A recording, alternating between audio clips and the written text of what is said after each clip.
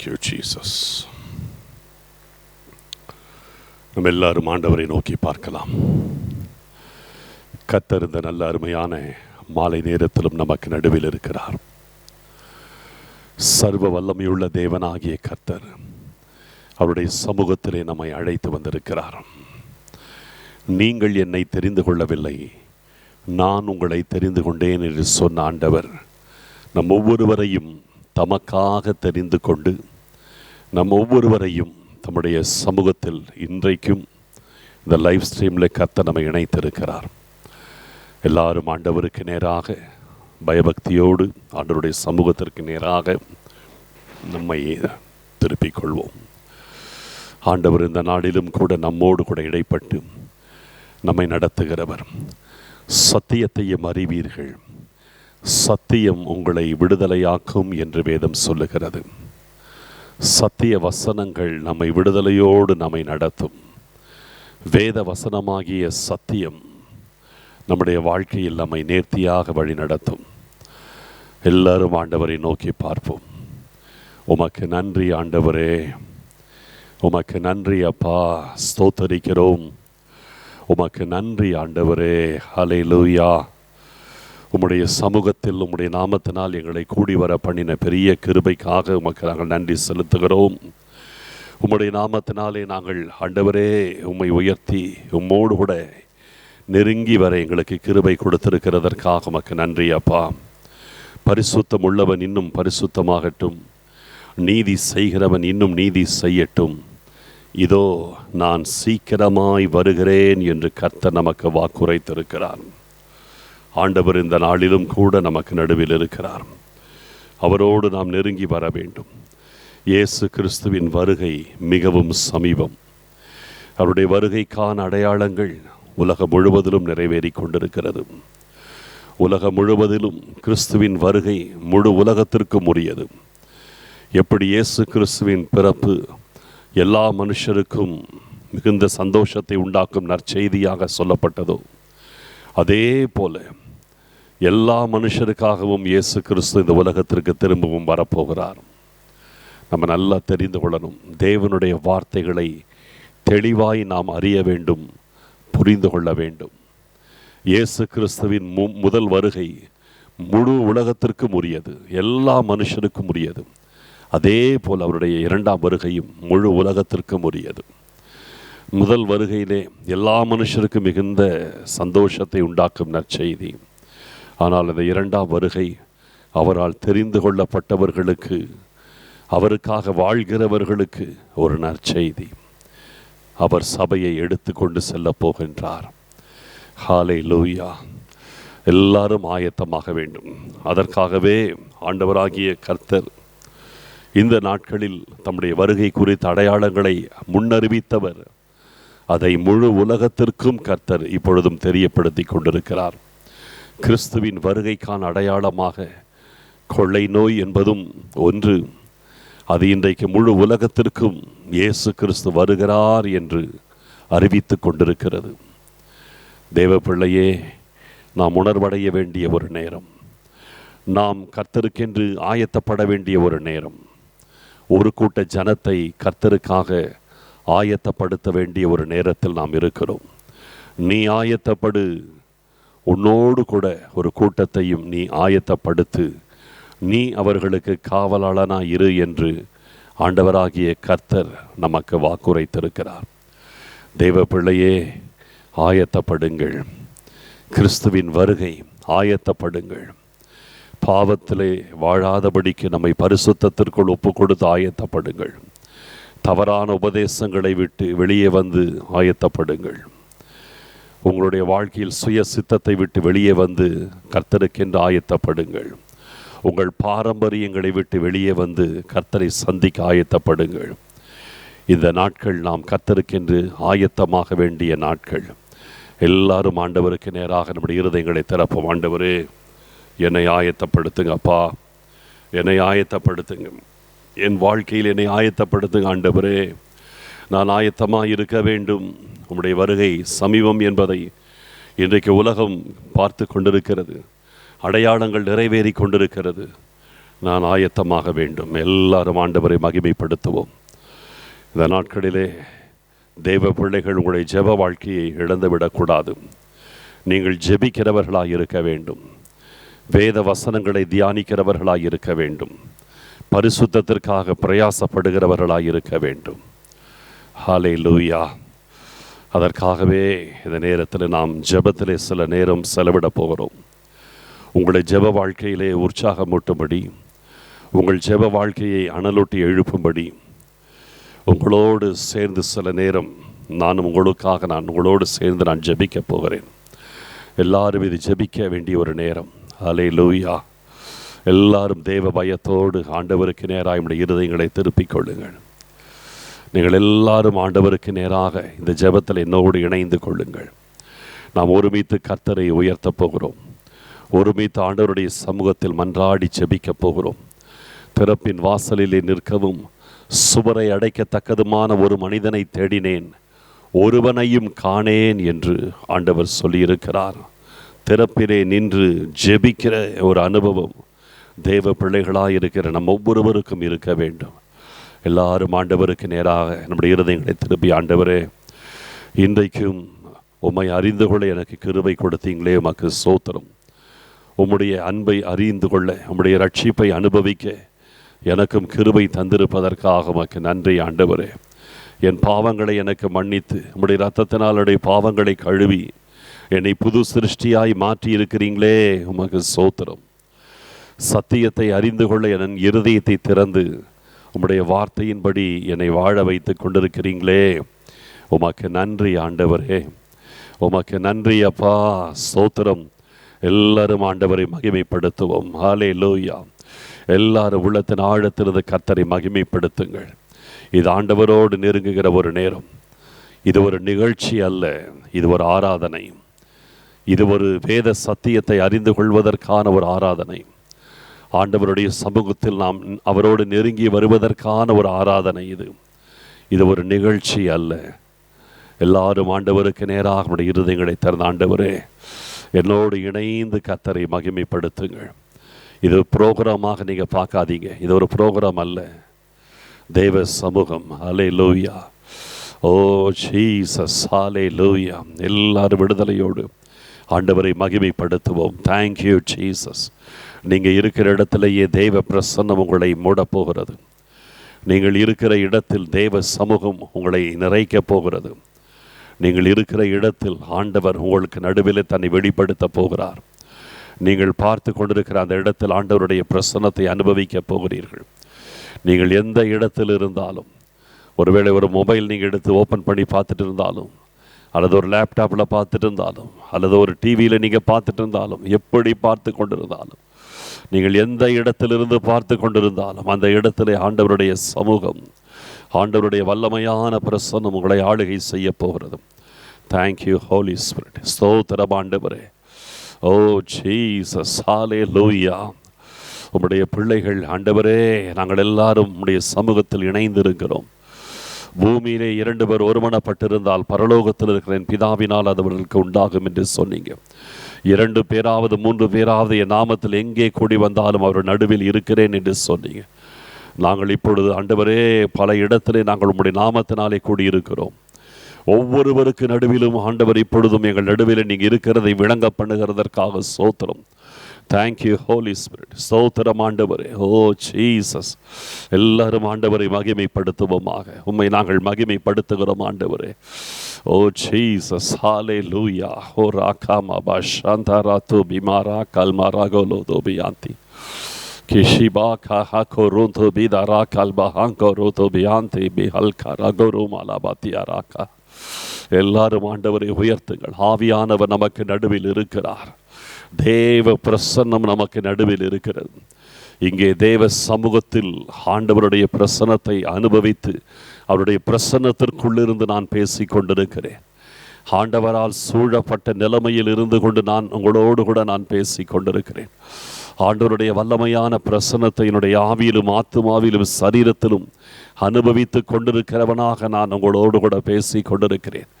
இதே தேவ பிரசன்னம், இதே தேவ சமூகம் நீங்கள் இருக்கிற இடத்தில் உங்களையும் ஆளுகை செய்கிறது. ஹல்லேலூயா. உங்கள் இருதயத்தை மாத்திரம் ஆண்டவருக்கு நேராய் திருப்பினால் ஆண்டவருடைய பிரசன்னத்தை நீங்கள் நிறைவாய் அனுபவிப்பீர்கள்.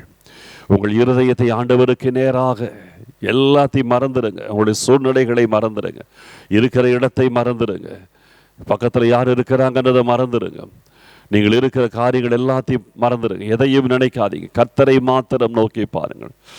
கர்த்தரை எப்பொழுதும் எனக்கு முன்பாக வைத்திருக்கிறேன், அவர் என் வலது பார்சத்தில் இருக்கிறபடியால் நான் அசைக்கப்படுவது இல்லை என்று தாவீது சொன்னான். கர்த்தரை எப்பொழுதும் எனக்கு முன்பாக வைத்திருக்கிறேன். எல்லாரும் ஆண்டவரை உங்களுக்கு முன்பாக வைத்து நோக்கி பாருங்கள். தேவனாகிய கர்த்தர் உயரமும் உன்னதமான சிங்காசனத்தில் நமக்காக வீற்றிருக்கிறவர். அவர் ராஜாதி ராஜா, கர்த்தாதி கர்த்தா, ஒருவராய் பெரிய அதிசயங்களை செய்கிற தேவன், உன்னதமான தேவன். ஹல்லேலூயா. உமக்கு நன்றி ஆண்டவரே, உமக்கு நன்றி அப்பா. ஸ்தோத்திரம் ஆண்டவரே, உமக்கு நன்றி செலுத்துகிறோம், ஸ்தோத்தரிக்கிறோம் ஆண்டவரே. எங்கள் ஆண்டவர் ஒவ்வொருவரையும் நிரப்புங்கப்பா. அளவில்லாமல் உடைய பிள்ளைகள் நிரப்பப்படுவார்களாக. ஆவியானவருடைய நிறைவிற்குள் ஒவ்வொருவரும் காணப்படுவார்களாக. பரிசுத்த ஆவியானவருடைய நிறைவான அபிஷேகத்தை இந்த நேரத்தில் ஒவ்வொருவரும் இருக்கிற இடத்திலேயே அனுபவிப்பார்களாக. ஓ ரேகா பாபா சாந்தா ராத்து மீபாரா கல்மாரா குரோதுமி கோஷிபாரா ஹாகாராந்து மர்கி மிலௌது மாரா கஷாகி மிலௌது பாலாந்தராத்தி கஹாகரோதுமி காஷிஹல் பஹோ கோரோந்து பியாந்தரா கல்வா கோரோது பியாந்தி. Thank you Lord. ஆண்டவருடைய பிரசன்னம் நம்மை ஆளுகை செய்து கொண்டிருக்கிறது. ஆண்டவர் நம் ஒவ்வொருவருக்கும் சமீபமானவர். தம்மை தேடுகிற ஆத்மாவுக்கு அவர் சமீபத்தில் இருக்கிறார். ஆண்டவர் தம்மை தேடுகிற, உண்மையாய் தம்மை நோக்கி கூப்பிடுகிற யாவருக்கும் கர்த்தர் சமீபமாய் இருக்கிறார் என்று வேதம் சொல்லுகிறது. தம்மை நோக்கி கூப்பிடுகிற யாவருக்கும், உண்மையாய் தம்மை நோக்கி கூப்பிடுகிற யாவருக்கும் கர்த்தர் சமீபத்தில் இருக்கிறார். ஹல்லேலூயா. உமக்கு நன்றி ஆண்டவரே. உண்மையாய் எங்கள் முழு இருதயத்தோடு, எங்கள் முழு ஆத்துமாவோடு, எங்கள் முழு பலத்தோடு, எங்கள் முழு மனதோடு உம்மையே நாங்கள் நோக்கி கூப்பிடுகிறோம். நீங்க தான்ப்பா எங்களுக்கு வேண்டும். எங்கள் ஆண்டவர் நீங்க தான் எங்களுக்கு வேண்டும். நீங்க தான் எங்கள் வாழ்க்கைக்கு வேண்டும். எங்கள் வாழ்க்கைக்கு நீங்க தான் எங்களுக்கு வேண்டும். ஹல்லேலூயா. எங்களை ஆளுகை செய்யுங்க. நாங்கள் உம்முடைய வாசஸ்தலம், நாங்கள் உம்முடைய பரிசுத்த ஸ்தலம். ஆண்டவரே, நாங்கள் உம்முடைய ஆலயமாய் இருக்கிறோம். எங்களை உம்முடைய ஆலயமாய் நீங்க தெரிந்து கொண்டிருக்கிறீங்க. நாங்கள் உம்முடைய ஆலயமாய் இருக்கிறோம் ஆண்டவரே. நாங்கள் உம்முடைய ஆலயமாய் இருக்கிறோம். உம்முடைய வாசஸ்தலமாக, உம்முடைய பரிசுத்த ஸ்தலமாக, உம்முடைய ஆலயமாக நாங்கள் இருக்கிறோம். இந்த ஆலயத்திலே நிறைஞ்சிருங்க ஆண்டவரே. இந்த ஆலயத்திலே நிறைஞ்சிருங்க. ஓ தேங்க்யூ ஹோலி ஸ்பிரிட். தேவ பிள்ளையே, ஆண்டவரால் ஆட்கொள்ளப்பட்டு அவரால் நிறைந்திருக்கிறதற்கு உங்கள் சரீரத்தை இன்றைக்கும் இந்த நேரத்திலே ஜீவ பலியாக ஆண்டவருடைய கரங்களில் ஒப்புக்கொடுங்கள். உங்கள் சரீரத்தை கர்த்தருக்கு முன்பாக ஜீவ பலியாய் ஒப்புக்கொடுங்கள். இதுவே நாம் செய்யத்தக்க புத்தியுள்ள ஆராதனையாய் இருக்கிறது. இதுவே நாம் ஆண்டவருக்கு முன்பாய் செய்யத்தக்க புத்தியுள்ள ஆராதனையாய் இருக்கிறது. ஓ தேங்க்யூ லார்ட். ஹல்லேலூயா. உமக்கு நன்றி ஆண்டவரே. உமக்கு நன்றி அப்பா. உமக்கு நன்றி செலுத்துகிறோம். சோத்தரிக்கிறோம், சோத்தரிக்கிறோம், சோத்தரிக்கிறோம், சோத்தரிக்கிறோம், சோத்தரிக்கிறோம். ஜீசஸ். ஹல்லேலூயா. உமக்கு நன்றி ஆண்டவரே. ஆண்டவருடைய சித்தத்திற்கு உங்களை முழுவதுமாய் விட்டுக் கொடுங்கள். ஒரு நோக்கம் இல்லாமல் ஆண்டவர் உங்களை ரட்சிக்கவில்லை. ஒரு நோக்கம் இல்லாமல் ஆண்டவர் உங்களை தெரிந்து கொள்ளவில்லை. ஒரு நோக்கம் இல்லாமல் நீங்கள் தேவ பிள்ளையாய் கர்த்தரால் மாற்றப்படவில்லை. ஒரு நோக்கம் இல்லாமல் இன்றைக்கும் இந்த நேரத்தில் நீங்கள் எங்களோடு இணைந்திருக்கவில்லை.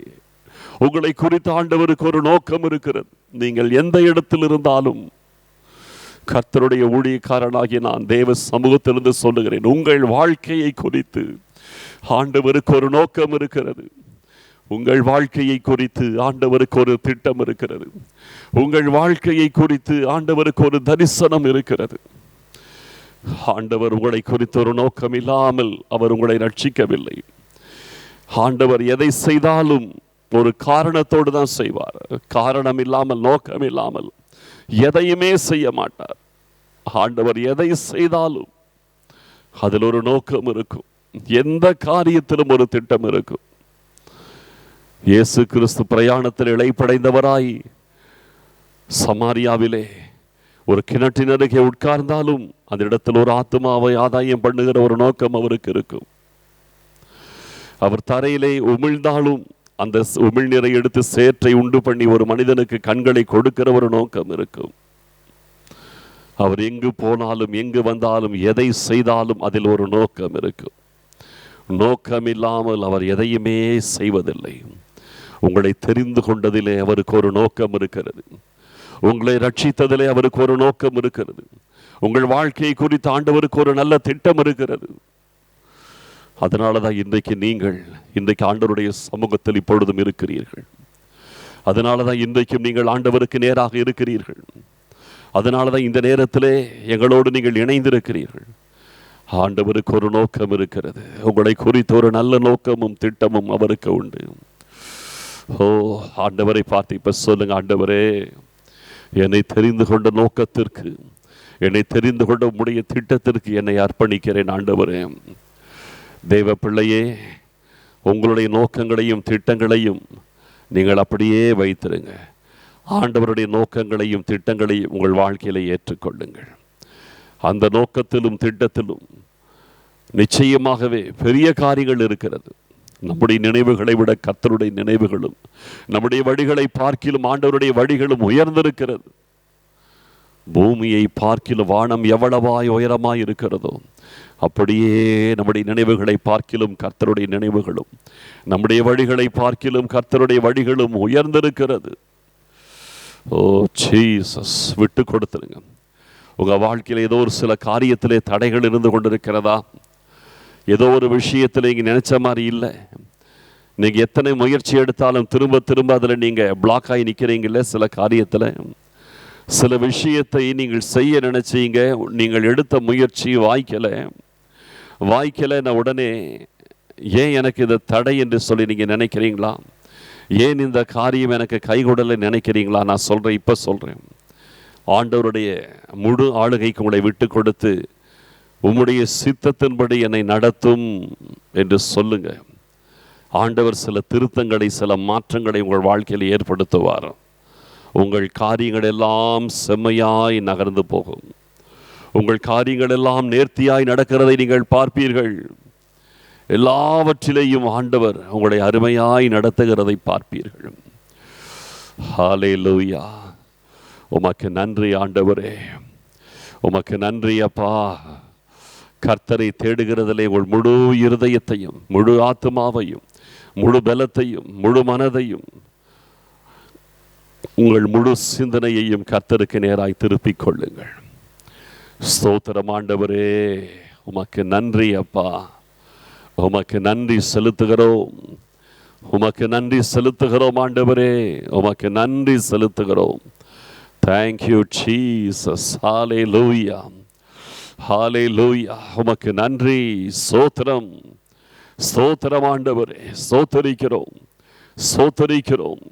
கர்த்தருடைய ஆவியானவர் இப்பொழுதும் உங்கள் வாழ்க்கையில் ஒரு பெரிய விடுதலையோடு உங்களை நடத்துவார்.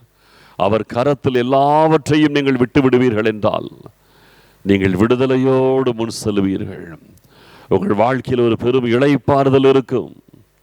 நேர்த்தியாய் நீங்கள் நடத்தப்படுவீர்கள். ஹல்லேலூயா. உமக்கு நன்றி ஆண்டவரே. ஸ்தோத்தரிக்கிறோம், ஸ்தோத்தரிக்கிறோம் ஆண்டவரே. உமக்கு நன்றி செலுத்துகிறோம். Thank you Jesus. எல்லாரும் நம்முடைய கரங்களில் நம்முடைய இருதயங்களை ஆண்டவருக்கு நேராய் திருப்பி, ஓ என் ஆண்டவரே, என்னோடு கூட நீங்கள் இடைப்பட்டு என்னை நடத்துங்கப்பா.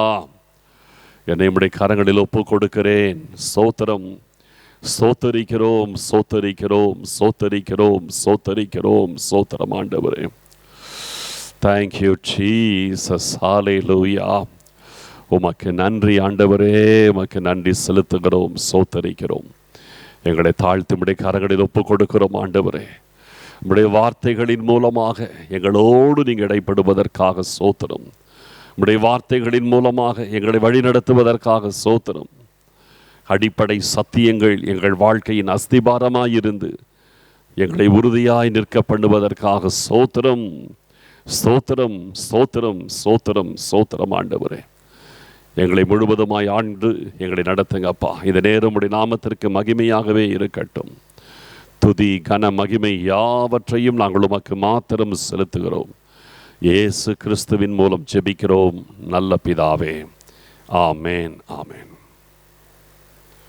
இந்த நேரத்திலும் கூட நம் ஆண்டவருடைய வார்த்தைகளுக்கு நேராக நாம் கடந்து செல்ல போகிறோம். அடிப்படை சத்தியங்கள் என்ற தலைப்பிலே நாம் இந்த நாட்களில் தினந்தோறும் ஆண்டவருடைய வார்த்தைகளை தியானித்து கொண்டிருக்கிறோம். சத்திய வசனங்கள் நம்முடைய வாழ்க்கையின் அஸ்திவாரம். அதுதான் இயேசு கிறிஸ்து அருமையாய் மலை பிரசங்கத்தை செய்தார். அதில் ஆழ்ந்த சத்தியங்களை அவர் போதித்தார். போதித்துவிட்டு கடைசியில் அவர் சொல்கிறார், நான் சொன்ன இந்த வார்த்தைகளை கேட்டு இவைகளின்படி செய்கிறவன் எவனோ அவன் கன்மலையின் மேல் தன் வீட்டை கட்டின புத்தியுள்ள மனுஷனுக்கு ஒப்பாயிருக்கிறான். பெருமழை வந்தது, பெரும் காற்று வந்து அந்த வீட்டின் மேல் மோதியடித்தும் அந்த வீடு நிலைத்திருந்தது. காரணம், அது கன்மலையின் மேல் கட்டப்பட்டதாயிருந்ததுன்னார். அதே நேரத்தில் நான் சொன்ன இந்த வார்த்தைகளை ஏற்றுக்கொள்ளாதவன் மணலின் மேல் கட்டப்பட்ட வீட்டுக்கு ஒப்பாயிருக்கிறான். அங்கேயும் பெருமழை வந்தது, பெரும் காற்று வந்து அந்த வீட்டின் மேல் மோதியடித்து அந்த வீடு முழுவதும் அழிந்து போனது என்று ஆண்டவர் சொன்னார். அப்படியானால் வேத வசனம்தான் நமக்கு அஸ்திபாரம். அதன் மேல் நம்முடைய வாழ்க்கை கட்டப்பட வேண்டும். அதற்காகவே இந்த அடிப்படை சத்தியங்கள். தொடர்ந்து நாம் பல சத்தியங்களை ஒவ்வொரு நாளிலும் பார்த்து கொண்டிருக்கிறோம்.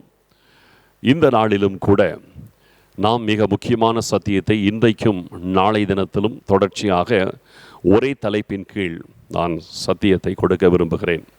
அது என்னவென்றால் விசுவாசம். தேவனுக்கு ஏற்ற விசுவாசம் என்ற தலைப்பிலே இன்றைக்கும் நாளை தினத்திலும் நாம் ஆண்டவருடைய வார்த்தைகளை பார்க்க போகிறோம். ஏன் இந்த தேவனுக்கேற்ற விசுவாசம் என்கிற ஒரு காரியத்தை நாம் தலைப்பாக எடுத்து நாம் தியானிக்க போகிறோம் என்றால், இன்றைக்கு தேவனுக்கு ஏற்காத விசுவாசத்தை சிலர் விசுவாசம் என்று எண்ணிக்கொண்டிருக்கிறார்கள். அதில் தேவநாமம் மகிமைப்படுவதற்கு எதுவும் இல்லை, தேவ சித்தத்திற்கு அங்கே இடமில்லை. இப்படி பல தவறான காரியங்கள், தவறான போதனைகள், செழிப்பின் உபதேசங்கள் இன்றைக்கு இந்த உலகத்தில் இருக்கிறது. இவைகளை நீங்கள் சுலபமாய் அடையாளம் கண்டுகொள்ள முடியாது. தேவனுக்கேற்ற விசுவாசத்தை நீங்கள் தெரிந்து கொண்டால்தான் எது தேவனுக்கேற்றது என்றும் எது தேவனுக்கு ஏற்காதது என்றும் நாம் புரிந்து கொள்ள முடியும். ஏன்னா இன்றைக்கி சில பிரசித்தி பெற்றவர்கள் ஒரு காரியத்தை சொல்லிவிட்டால் அவர்கள் சொல்வதெல்லாம் சரி என்று சொல்லி நம்ம நினைத்து விடுகிறோம். அது இயல்பு, மனிதனுடைய இயல்பு. இவரே சொல்லிட்டார் அப்புறம் என்ன என்று சொல்லி நினைப்பது இயல்பு, அது மனிதனுடைய இயல்பு. ஆனால் கிறிஸ்தவ உலகத்தில் ஆவிக்குரிய காரியத்தில் சத்தியத்தில் நீங்கள் அப்படி யாரையுமே இவரே சொல்லிவிட்டார் அப்புறம் என்ன அப்படி நீங்கள் எடுக்கக்கூடாது. என்னையும் சேர்த்தே சொல்கிறேன், நானே சொல்லிட்டேன் நீங்கள் அப்படி எடுக்கக்கூடாது. எந்த வார்த்தையானாலும் எந்த உபதேசமானாலும் அது வேத வசனத்தோடு இணைந்து ஒத்து போகிறதா என்பதை பார்க்கணும். உபதேசம்னா என்ன, அதான் நான் சொல்லிக் கொடுக்குறேன் உங்களுக்கு. உபதேசம் என்று வரும்போது அது தேவனுடைய வார்த்தையோடு இசைந்து போகிறதான்னு பார்க்கணும். தேவனுடைய வார்த்தையோடு இசைந்து போகலைன்னா அது கேட்பதற்கு எவ்வளவு நலமாக கண்டாலும், அது எவ்வளவு ஆசீர்வாதமான வழியை நமக்கு காண்பித்தாலும் அது தேவனுக்கு ஏற்றதாக இருக்க முடியாது. புரிதலா? தேவனுக்கு ஏற்றதாக இருக்கணும். அந்த உபதேசத்தில் பார்த்தீங்கன்னா ஏதோ ஒரு குறிப்பிட்ட வசனத்தை மட்டும் எடுத்துக்கொண்டு பேசுறது கிடையாது. இன்றைக்கி நிறைய இடத்துல தவறான உபதேசங்கள் எப்படி வருதுன்னா, ஏதாவது ஒரு குறிப்பிட்ட ஒரு வசனத்தை மாத்திரம் எடுத்துக்கொண்டு அதை மட்டும் ஃபோக்கஸ் பண்ணி ஒருத்தர் அழுத்தி அழுத்தி பேசிவிட்டால் அது உண்மை என்று சொல்லி பலர் நம்பி விடுகிறார்கள். எப்பவுமே ஒரு உபதேசம் என்றால், இதெல்லாம் நான் அடிப்படை டாக்டரினுடைய டெப்த்தை நான் உங்களுக்கு சொல்லிக் கொடுக்குறேன். அதாவது ஒரு காரியத்தை உபதேசிக்கப்பட்டால் அந்த உபதேசம் வேதத்தில் எல்லா இடத்துக்குமே பொருந்தணும். வேதத்திற்கிற அத்தனை வசனத்திற்கும் அது டேலி ஆகணும். எங்கேயுமே அதை இடிக்கக்கூடாது. வேதத்தில் வருகிற கதாபாத்திரங்களிலும் அது டேலி ஆகணும். எல்லாத்துலேயும் அது பைபிளில் எங்கேயுமே அதற்கு முரண்பாடாக எதுவுமே இருக்கக்கூடாது. அதுதான் சரியான உபதேசம் என்பதற்கு அடையாளம். எங்கேயாவது ஒரு காரியத்தில் இது சரிப்பட்டது, இந்த இடத்துல அது முரண்பாடாக இருக்குதுன்னா அது தேவனுக்கேற்ற ஒரு உபதேசமாய், தேவ சித்தத்தின்படியான உபதேசமாய், வேதத்தின் அடிப்படையில் சொல்லப்பட்ட உபதேசமாய் இருப்பதற்கு வாய்ப்பில்லை. எதற்காக இந்த மாதிரி நான் சில முன்னோட்டமான வார்த்தைகள் இப்போ நான் சப்ஜெக்ட்டுக்கு போகிறதுக்கு முன்னாடி பேசிகிட்டு இருக்கிறேன்னா, இதற்கெல்லாம் காரணம் இருக்கிறது. ஏன்னா இந்த மாதிரி காரியங்களிலே இன்றைக்கு தவறி போனவர்கள், விழுந்து போனவர்கள் நிறைய இருக்கிறாங்க. என்னுடைய நோக்கம் வேத சத்தியத்தை உள்ளதை உள்ளபடி உங்களுக்கு கொடுக்க வேண்டும் என்பது மாத்திரமே தவிர, நான் யாரை குறித்தும் குறை சொல்வதோ யாரையோ குற்றப்படுத்துவதோ என்னுடைய நோக்கமே கிடையாது. அது என்னுடைய வேலை கிடையாது. வேதத்தை உள்ளதை உள்ளபடி புரிய வைக்க வேண்டும். அது ஒன்று தான் காரியம். ஏன்னா இன்றைக்கி நிறைய தவறுகள் இருக்குது. இதற்கு ஒரு உதாரணத்தை நான் சொல்கிறேன். இப்போ உங்களுக்கு நான் சொல்கிறதால எவ்வளோ உண்மைங்கிறத உங்களுக்கு புரியறதற்காக ஒரு சின்ன ஒரு உதாரண சம்பவத்தை சொல்லிவிட்டு நான் சப்ஜெக்ட் ஏன் இதை தேவனுக்கேற்ற விசுவாசம் என்கிறதை நான் பேச போகிறேன்றதுக்கு ஒரு உதாரணமான ஒரு சம்பவத்தை உங்களுக்கு நான் சொல்லுகிறேன். உலகத்தில் மிக பிரசித்தி பெற்ற ஒரு தேவ மனுஷனால் எழுதப்பட்ட புத்தகம். அவருடைய புத்தகம் ஏராளமானவர்களுக்கு பிரயோஜனமாக இருக்குது. நானும் என்னுடைய விசுவாசியாக இருந்த பொழுது நான் என்னுடைய விசுவாச வாழ்க்கையில் இருக்கும்போது அவருடைய புத்தகங்களை படித்திருக்கிறேன். அது எனக்கும் கூட நிறைய காரியங்கள் பிரயோஜனமாக இருந்திருக்குது. நான் இல்லைன்னு சொல்ல மாட்டேன். நிறைய விஷயங்கள் அவர் எழுதின காரியங்கள் பிரயோஜனமாக இருந்திருக்குது. ஆனால் அப்படி இருக்கிறதுனாலே அதில் எழுதுனது எல்லாமே கரெக்டாக நம்ம எடுக்க முடியாது.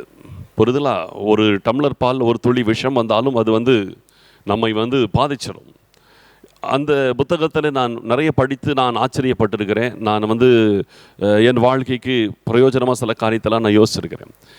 அந்த புத்தகத்தில் எழுதப்பட்ட ஒரு சம்பவத்தை இப்போ நான் சொல்லிவிட்டு நான் சப்ஜெக்டுக்குள்ளே போகிறேன். அப்போ தான் உங்களுக்கு புரியும். ஒரு நாள் அந்த குறிப்பிட்ட போதகரிடத்தில் ஒரு வாலிப பெண் வருகிறாள். இதை நான் படிக்கும்போது நானும் கரெக்டாக நினச்சேன். ஆனால் அதுக்கு பிறகு நான் இப்போ உங்களுக்கு ஒரு கேள்வி ரைஸ் பண்ணால் உங்களுக்கு தெரியும். ஒரு வாலிப பெண் ஒரு நாள் அந்த போதகரிடத்தில் வருகிறாள். அவளுக்கு திருமணமாகவில்லை. திருமணத்திற்காக அவள் ஜெபிக்கும்படி வருகிறாள். அப்படி வந்த உடனே அந்த போதகர் அந்த பெண்ணிடத்தில் கேட்குறார். இது ஒரு சாட்சி. அந்த புத்தகத்தில் அவருடைய விசுவாசத்திற்கு சாட்சியாக அதை சாட்சி எழுதியிருக்கார். அந்த போதகர் அந்த வாலிப பெண்ணிடத்தில் கேட்குறார், சரிம்மா, உனக்கு திருமணத்திற்காக ஜெபிக்கிறேன், உன்னோடு நான் ஒருமனப்பட்டு இப்போ ஜெபிக்க போகிறேன் என்று சொல்லிவிட்டு ஒரு காகிதத்தையும் ஒரு பேனாவை எடுத்து அந்த பெண்ணிடத்தில் கொடுத்து, உனக்கு வரவேண்டிய மாப்பிள்ளை, நீ திருமணம் செய்ய போகிற உன்னுடைய கணவர், அவர் உனக்கு எப்படி இருக்க வேண்டும் என்று சொல்லி உன்னுடைய விருப்பங்களை எல்லாம் இதில் நீ எழுதி கொடு. அதன் பிறகு அதே காரியத்தோடு நானும் ஒருமனப்படுகிறேன். நம்ம ஒருமனப்பட்டு ஜெபிக்கும் போது ஆண்டவர் பூமியில் 2 பேர் ஒருமனப்படும் பொழுது பரலோகத்தில் இருக்கிற என் பிதாவினால் அது அவர்களுக்கு உண்டாயிருக்கும் என்று சொல்லப்பட்டிருக்கிறது. ஆகினாலே நம்ம ஒருமனப்பட்டு நம்ம கேட்க போகிறோம். ஆண்டவர் இந்த காரியத்திலே கர்த்தர் செய்வார் என்று சொல்லி கொடுக்கிறார். உடனே அந்த பெண்ணும் எழுதுகிறாள், என்னுடைய கணவர் உயரம் இவ்வளோ இருக்கணும், அவருடைய நிறம் இவ்வளோ இருக்கணும், அவருடைய வேலை இதுவாக இருக்கணும், அவருடைய வருமானம் இவ்வளோ இருக்கணும், அவருக்கு சொந்த வீடு இருக்கணும்.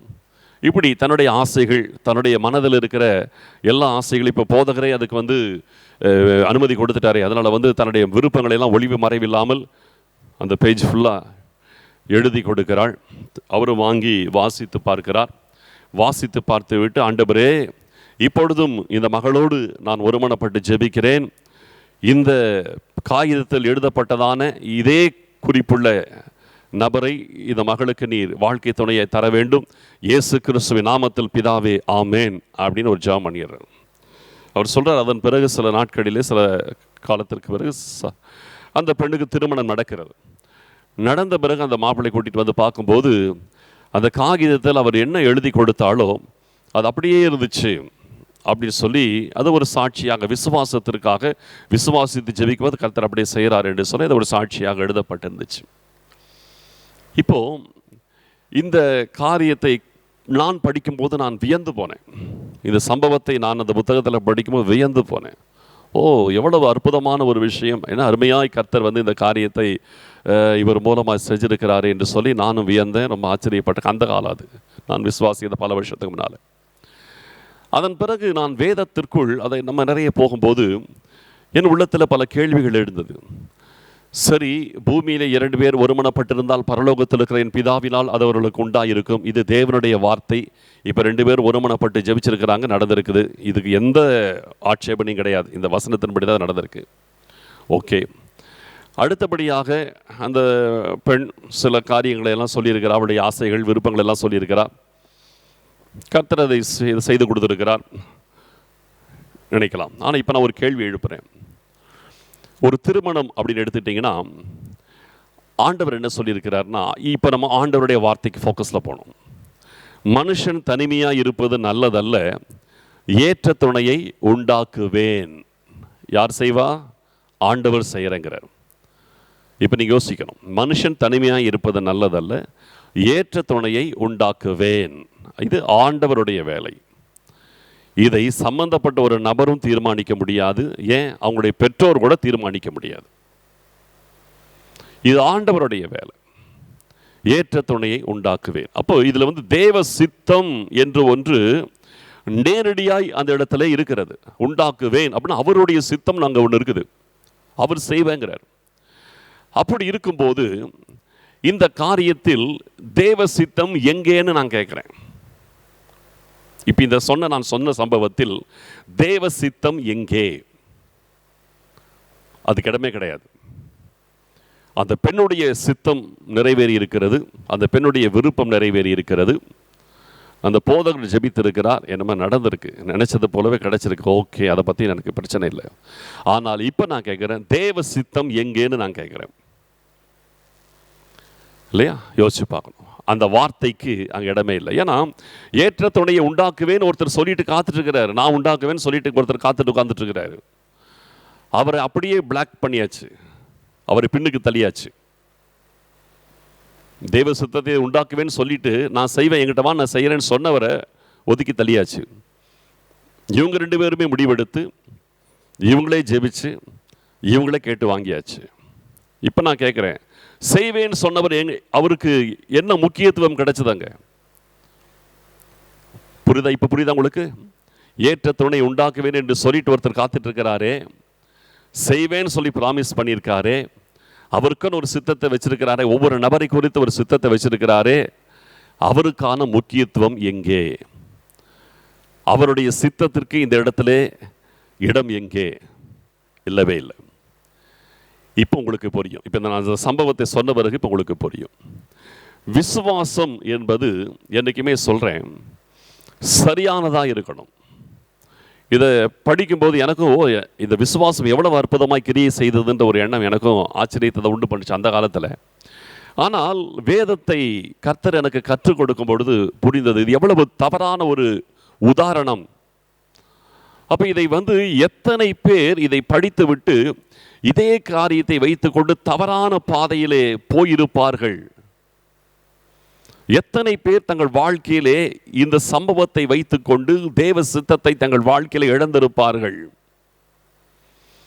எத்தனை பேருடைய வாழ்க்கையிலே இது நிமித்தமாக எத்தனை பாதிப்புகள் வந்திருக்கும்.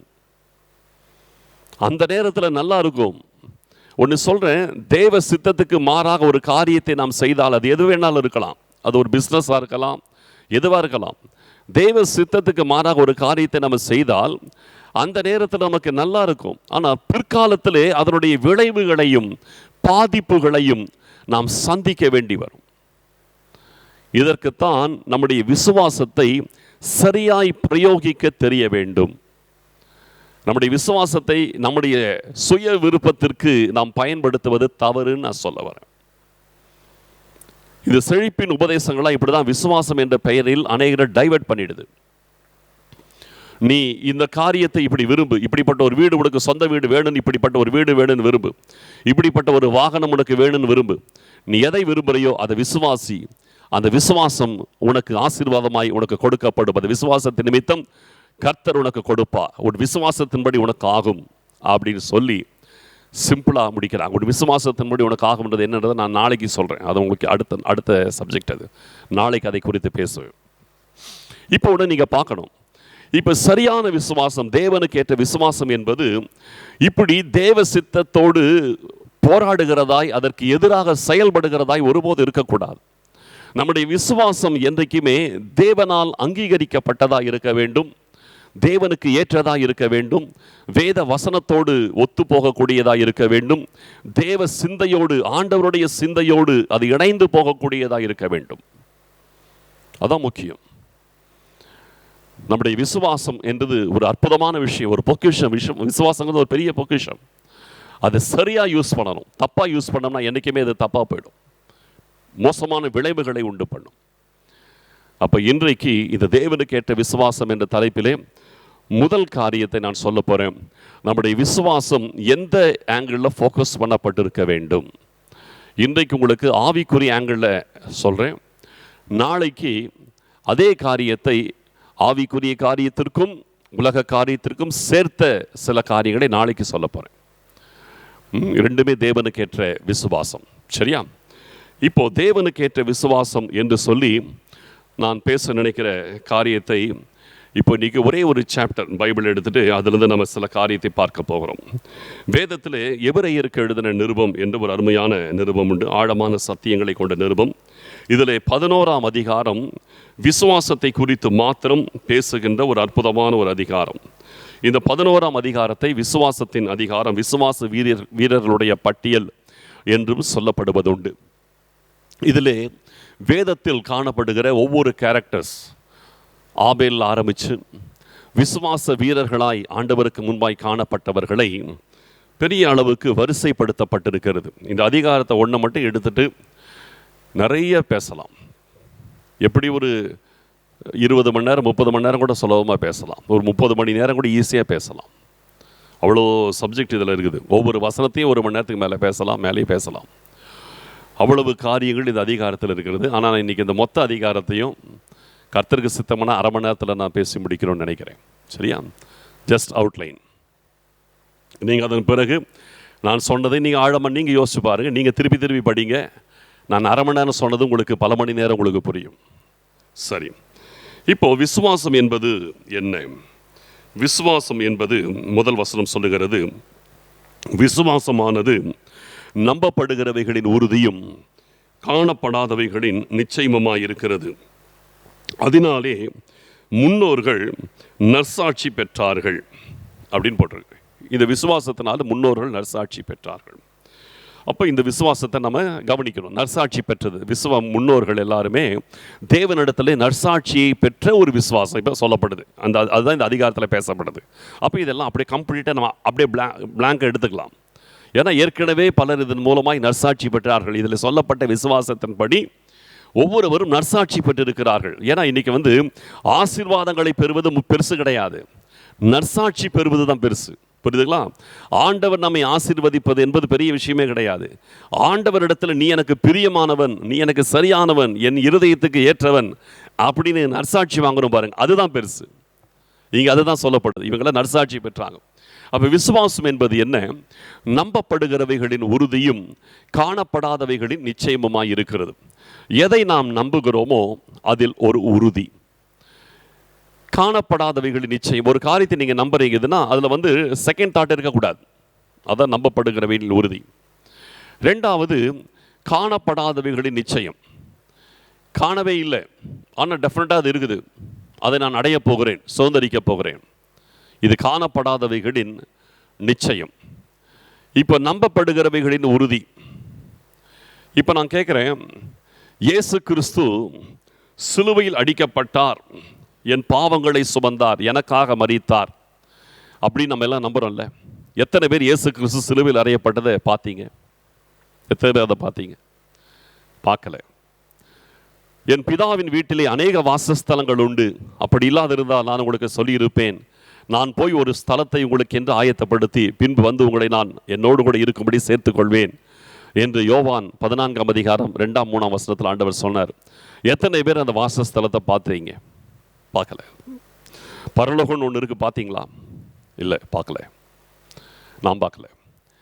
அப்போது எந்த அடிப்படையிலே இயேசு கிறிஸ்து எனக்காக சிலுவையில் அறையப்பட்டார் அப்படின்னு உங்களுக்கு எப்படி தெரியும்? உங்களுக்காக ஒரு பரலோகம் ஆயத்தமாயிட்டுன்னு உங்களுக்கு எப்படி தெரியும்? பார்க்கலையே. இதுதான் விசுவாசம். நம்பப்படுகிறவைகளின் உறுதி. இயேசு கிறிஸ்து எனக்காய் சிலுவையில் மரித்து என் பாவங்களை சுமந்து மரித்தார், நம்புறேன், அதில் எனக்கு உறுதி இருக்கிறது. இதை குறித்து எத்தனை பேர் எத்தனை விதமாய் அதற்கு மாறாக இயேசு கிறிஸ்து சிலுவையில் அறையப்படவில்லை, அவர் கடைசி காலத்து காஷ்மீரில் வாழ்ந்தார், இப்படி எத்தனை பேர் கட்டுக்கதைகள் எத்தனை விதத்தில் கட்டவிழ்த்து விட்டாலும் என எதுவுமே அசைக்காது. என் இயேசு கிறிஸ்து சிலுவையில் அறையப்பட்டதை நான் பார்க்கல, ஆனால் எனக்கு தெரியும் என் இயேசு சிலுவையில் அறையப்பட்டார். இதுதான் நம்பப்படுகிறவைகளின் உறுதி. அது எனக்கு உறுதி இருக்குது, உங்களுக்கு சேர்த்து தான் சொல்றேன். காணப்படாதவைகளின் நிச்சயம், பரலோகத்தை பார்க்கல, நமக்காக ஒரு இடத்தை கர்த்தர் ஆயத்தப்படுத்துகிறார் பார்க்கல, ஆனால் நிச்சயம் இருக்குது. கண்டிப்பா இந்த உலகத்தில் கண்ணை மூடும்போது நான் ஆண்டவரோடு இருப்பேன். காணப்படல, நிச்சயம். 2 பேர் கூடி ஒருமனப்பட்டு நம்ம ஜெபிக்க வரோம், அந்த இடத்துல ஆண்டவரை நம்ம யாரும் பார்க்கல, ஆனால் நிச்சயமா சொல்லி என் ஆண்டவர் இந்த இடத்துல இருக்கிறார். எதன் அடிப்படையில்? வேத வசனத்தின் அடிப்படையில் என் ஆண்டவர் இருக்கிறார். காணப்படல, ஆனால் அவர் இருக்கிறார்னு ஒரு நிச்சயம் எனக்கு இருக்கிறது. அதான் நிச்சயம், அதான் ஃபெய்த். விசுவாசத்தின் மூலமாகவே தேவன் ஒருவர் உண்டென்றும், ஏனோக்கு விசுவாசத்தினாலே ஏனோக்கு தேவன் ஒருவர் உண்டென்றும் தம்மை தேடுகிறவர்களுக்கு பலன் அளிக்கிறவர் என்று அவன் விசுவாசித்தான் என்று வேதம் சொல்லுகிறது. எல்லாம் விசுவாசத்தில் பார்க்கிறோம். இப்ப இந்த விசுவாசத்தை இந்த முன்னோர்கள் தங்கள் வாழ்க்கையிலே உடையவர்களாக இருந்து தேவனிடத்தில் நற்சாட்சி பெற்றிருக்கிறார்கள். இன்னைக்கு நான் இதை எப்படி பேசுறேன்னு தெரியல. எவ்வளோ இந்த 11ஆம் அதிகாரம் ஃபுல்லாக ஒவ்வொருத்தரை வச்சு நம்ம எவ்வளோ பேசலாம். பட் நான் உங்களுக்கு அப்படியே ஒரு ட்ராப், அப்படியே ஒரு ஃப்ளாஷ் உங்களுக்கு மட்டும் கொடுத்துட்டு போகிறேன். நீங்கள் அப்புறம் பின்னால் அந்த சம்பவத்தை அப்புறம் தேடி படிங்க. முதலாவது இதில் வர்றது யாருன்னு பார்த்தீங்கன்னா ஆபேல் இல்லையா? 4வது வசனத்தில் பாருங்க, விசுவாசத்தினாலே ஆபேல் காயினுடைய பலியிலும் மேன்மையான பலியை தேவனுக்கு செலுத்தினான், அதனாலே அவன் நீதிமான் என்று சாட்சி பெற்றான். அவனுடைய காணிக்கைகளை குறித்து தேவனே சாட்சி கொடுத்தார். அவன் மரித்தும் இன்னும் பேசுகிறான் என்று வேதம் சொல்லுகிறது. ஆபேல் மரித்தான், அவன் இன்னும் பேசிக்கொண்டிருக்கிறான். அவன் விசுவாசத்தின் மூலமாக அவனுடைய விசுவாச வாழ்க்கை, நற்சாட்சி பெற்ற அந்த விசுவாசம் இன்றைக்கும் ஜீவனுள்ள சாட்சியாய் நம்மோடு கூட பேசிக்கொண்டிருக்கிறது என்று வேதம் சொல்லுகிறது. விசுவாசத்தினாலே ஆபேல் காயினுடைய பலியை பார்க்கிலும் மேன்மையான பலியை தேவனுக்கு செலுத்தினான். என்ன நடந்துச்சு? ஆதியாகமத்தின் புஸ்தகம் 4வது அதிகாரத்தை திறந்தால் என்ன நடந்ததுன்னு உங்களுக்கு தெரியும். நான் ஜஸ்ட் சில வார்த்தைகளை உங்களுக்கு நான் வாசிக்கிறேன். 4வது அதிகாரம் 3வது வசனத்திலிருந்து நான் வாசிக்கிறேன். சில நாள் சென்ற பின்பு காயின் நிலத்தின் கனிகளை கர்த்தருக்கு காணிக்கையாக கொண்டு வந்தான். ஆபேலும் தன் மந்தையின் தலையீற்றுகளிலும் அவைகளில் கொழுமையானவைகளிலும் சிலவற்றை கொண்டு வந்தான். ஆபேலையும் அவன் காணிக்கையும் கர்த்தர் அங்கீகரித்தார், காயினையும் அவன் காணிக்கையும் அவர் அங்கீகரிக்கவில்லை. அப்பொழுது காயினுக்கு மிகவும் எரிச்சல் உண்டாகி அவன் முகநாடி வேறுபட்டது. இந்த 2வது வசனத்தை முதல்ல வாசிக்கிறேன். பின்பு அவனுடைய சகோதரனாகிய ஆபேலை பெற்றான். ஆபேல் ஆடுகளை மேய்க்கிறவனானான், காயின் நிலத்தை பயிரிடுகிறவனானான். இது அவங்க 2 பேருடைய தொழில். நல்லா பாருங்க, ஆதாம் ஏவாளுக்கு 2 ஆண் பிள்ளைகள். மூத்தவன் காயின், இவன் நிலத்தை பயிரிடுகிற தொழில் செய்கிறான், விவசாயியா இருக்கிறான். அடுத்தவன் ஆபேல், இவன் ஆடுகளை மேய்க்கிற மெய்ப்பனா இருக்கிறான், மந்தை மேய்க்கிறவனான தொழிலில் இருக்கிறான். 2 பேரும் வித்தியாசமான தொழில். அப்போ அந்த நாட்களிலே இவங்க 2 பேருமே வித்தியாசமான சுபாவம் உள்ளவர்கள், வித்தியாசமான தொழில் செய்கிறாங்க. இந்த 2 பிள்ளைகளுக்கும் ஆதாமும் ஏவாளும் பல காரியங்களை தேவனோடு தாங்கள் இருந்த காலங்கள், ஏதேன் தோட்டம், அங்கே அவர்களுக்கு இருந்த மேன்மை, அங்கே இருந்து வெளியே வந்த சம்பவங்கள், இது எல்லாத்தையும் அவங்களுக்கு சொல்லியிருப்பாங்க, இவங்க சொல்லப்பட்டு கேட்டிருப்பாங்க. இப்படி இருக்கும் பொழுது ஏதேன் தோட்டத்தில் நடந்த விஷயங்களை ஆதாமும் ஏவாளும் இந்த பிள்ளைகளுக்கு சின்ன வயசுலேருந்தே கதையாக சொல்லியிருப்பாங்க, சொல்லி வளர்த்துருப்பாங்க.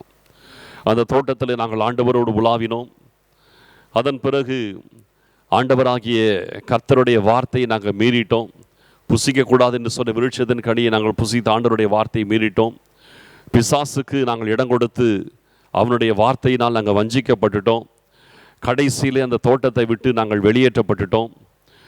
அந்த நேரத்தில் நாங்கள் தேவ மகிமைக்குள்ள தோட்டத்தில் இருந்தோம். ஆனால் தேவ மகிமை நாங்கள் முதலாவது புசித்த உடனே தேவ மகிமை இழந்தோம். எங்களுக்கென்று நாங்கள் உடைகளை ஆயத்தம் பண்ணினோம். அத்தி இலைகளிலே உடைகளை ஆயத்தப்படுத்தி நாங்கள் உடுத்தி கொண்டோம். ஆனால் அந்த உடைகளை உடுத்தி கொண்டு ஆண்டவருக்கு முன்னால் எங்களால் நிற்க முடியல, ஒளிந்து கொள்ள வேண்டியதாக இருந்துச்சு. பின்பு தேவனாகிய கர்த்தர் எங்களை தேடி வந்து எல்லாம் விசாரணையெல்லாம் பண்ணி அதன் பிறகு தோலினால் எங்களுக்கு ஒரு உடையை ஏற்படுத்தி கொடுத்தார். அங்கே ஒரு ஆடு அடிக்கப்பட்டது. அந்த ஆட்டை அடித்து அந்த தோலை எடுத்து எங்கள் 2 பேருக்குமே உடையை ஆயத்தப்படுத்தி கொடுத்தார். அதை கொடுக்கும்போது சொன்னார், நீ உன்னுடைய சொந்த முயற்சியினால் செய்த இந்த அத்தியலை உடையை உடுத்தி கொண்டு எனக்கு முன்னால் நிற்க முடியாது. அதாவது ஒரு மனிதன் தன்னுடைய சுய முயற்சியினால், சுய கிரியைகளினால், சுய நீதியினால் எனக்கு முன்னால் அவனால் ஒருபோது நிற்க முடியாது. சுய நீதினா என்ன? தானம் பண்ணுறேன், தர்மம் பண்ணுறேன், நல்லது செய்கிறேன், யாருக்கும் கெட்டது செய்யலை, இப்படி சுயநீதி. இப்படி சொல்லிக்கிட்டு ஒருவனும் தேவனுக்கு முன்னால் வந்து நிற்க முடியாது. சுய கிரியைகள், சுய நீதியை வச்சுட்டுலாம் நிற்க முடியாது. அதற்கு வேற ஒரு உடை உடுத்தணும். அதுதான் தோலினால் செய்யப்பட்ட உடை. அப்போ அந்த தோலினால் செய்யப்பட்ட உடை எங்கிருந்து வரும்? அதற்கென்று ஒரு ஆடு அடிக்கப்பட்டு அது பலியாகி அதன் மூலமாக எடுக்கப்பட்ட தோளிலே ஒரு உடை உடுத்தினால் அதுதான் ரட்சிப்பின் வஸ்திரம். அதை உடுத்தி கொண்டு தான் அங்கே எனக்கு முன்னால் நிற்க முடியும். அதாவது ஆண்டவர் கொடுக்கிற ரட்சிப்பின் மூலமாகத்தான், அவர் கொடுக்கிற ரட்சிப்பின் வஸ்திரம் அதற்கு அடையாளம். ஆண்டவர் கொடுக்கிற ரட்சிப்பின் மூலமாகத்தான், அந்த ரட்சிப்பின் வஸ்திரத்தின் மூலமாகத்தான் ஆண்டவருக்கு முன்னால் நிற்க முடியுமே தவிர, நம்முடைய சொந்த கிரியைகளை வைத்துக்கொண்டு நான் ரொம்ப நல்லவன், யாருக்கும் துரோகம் பண்ணதில்லை, யாருக்கும் ஏமாத்துனது கிடையாது, பொய் சொன்னது கிடையாது, திருடுறது கிடையாது, நான் யாருடைய பொருளையும் அபகரித்தது கிடையாது, எல்லாருக்கும் நான் நல்லது செய்கிறேன், இப்படியெல்லாம் சொல்லிட்டு தேவனுக்கு முன்னால் நிற்க முடியாது. இது எல்லாத்தையுமே ஆண்டவர் சொல்லி எங்களுக்கு அந்த உடையை கொடுத்தார்.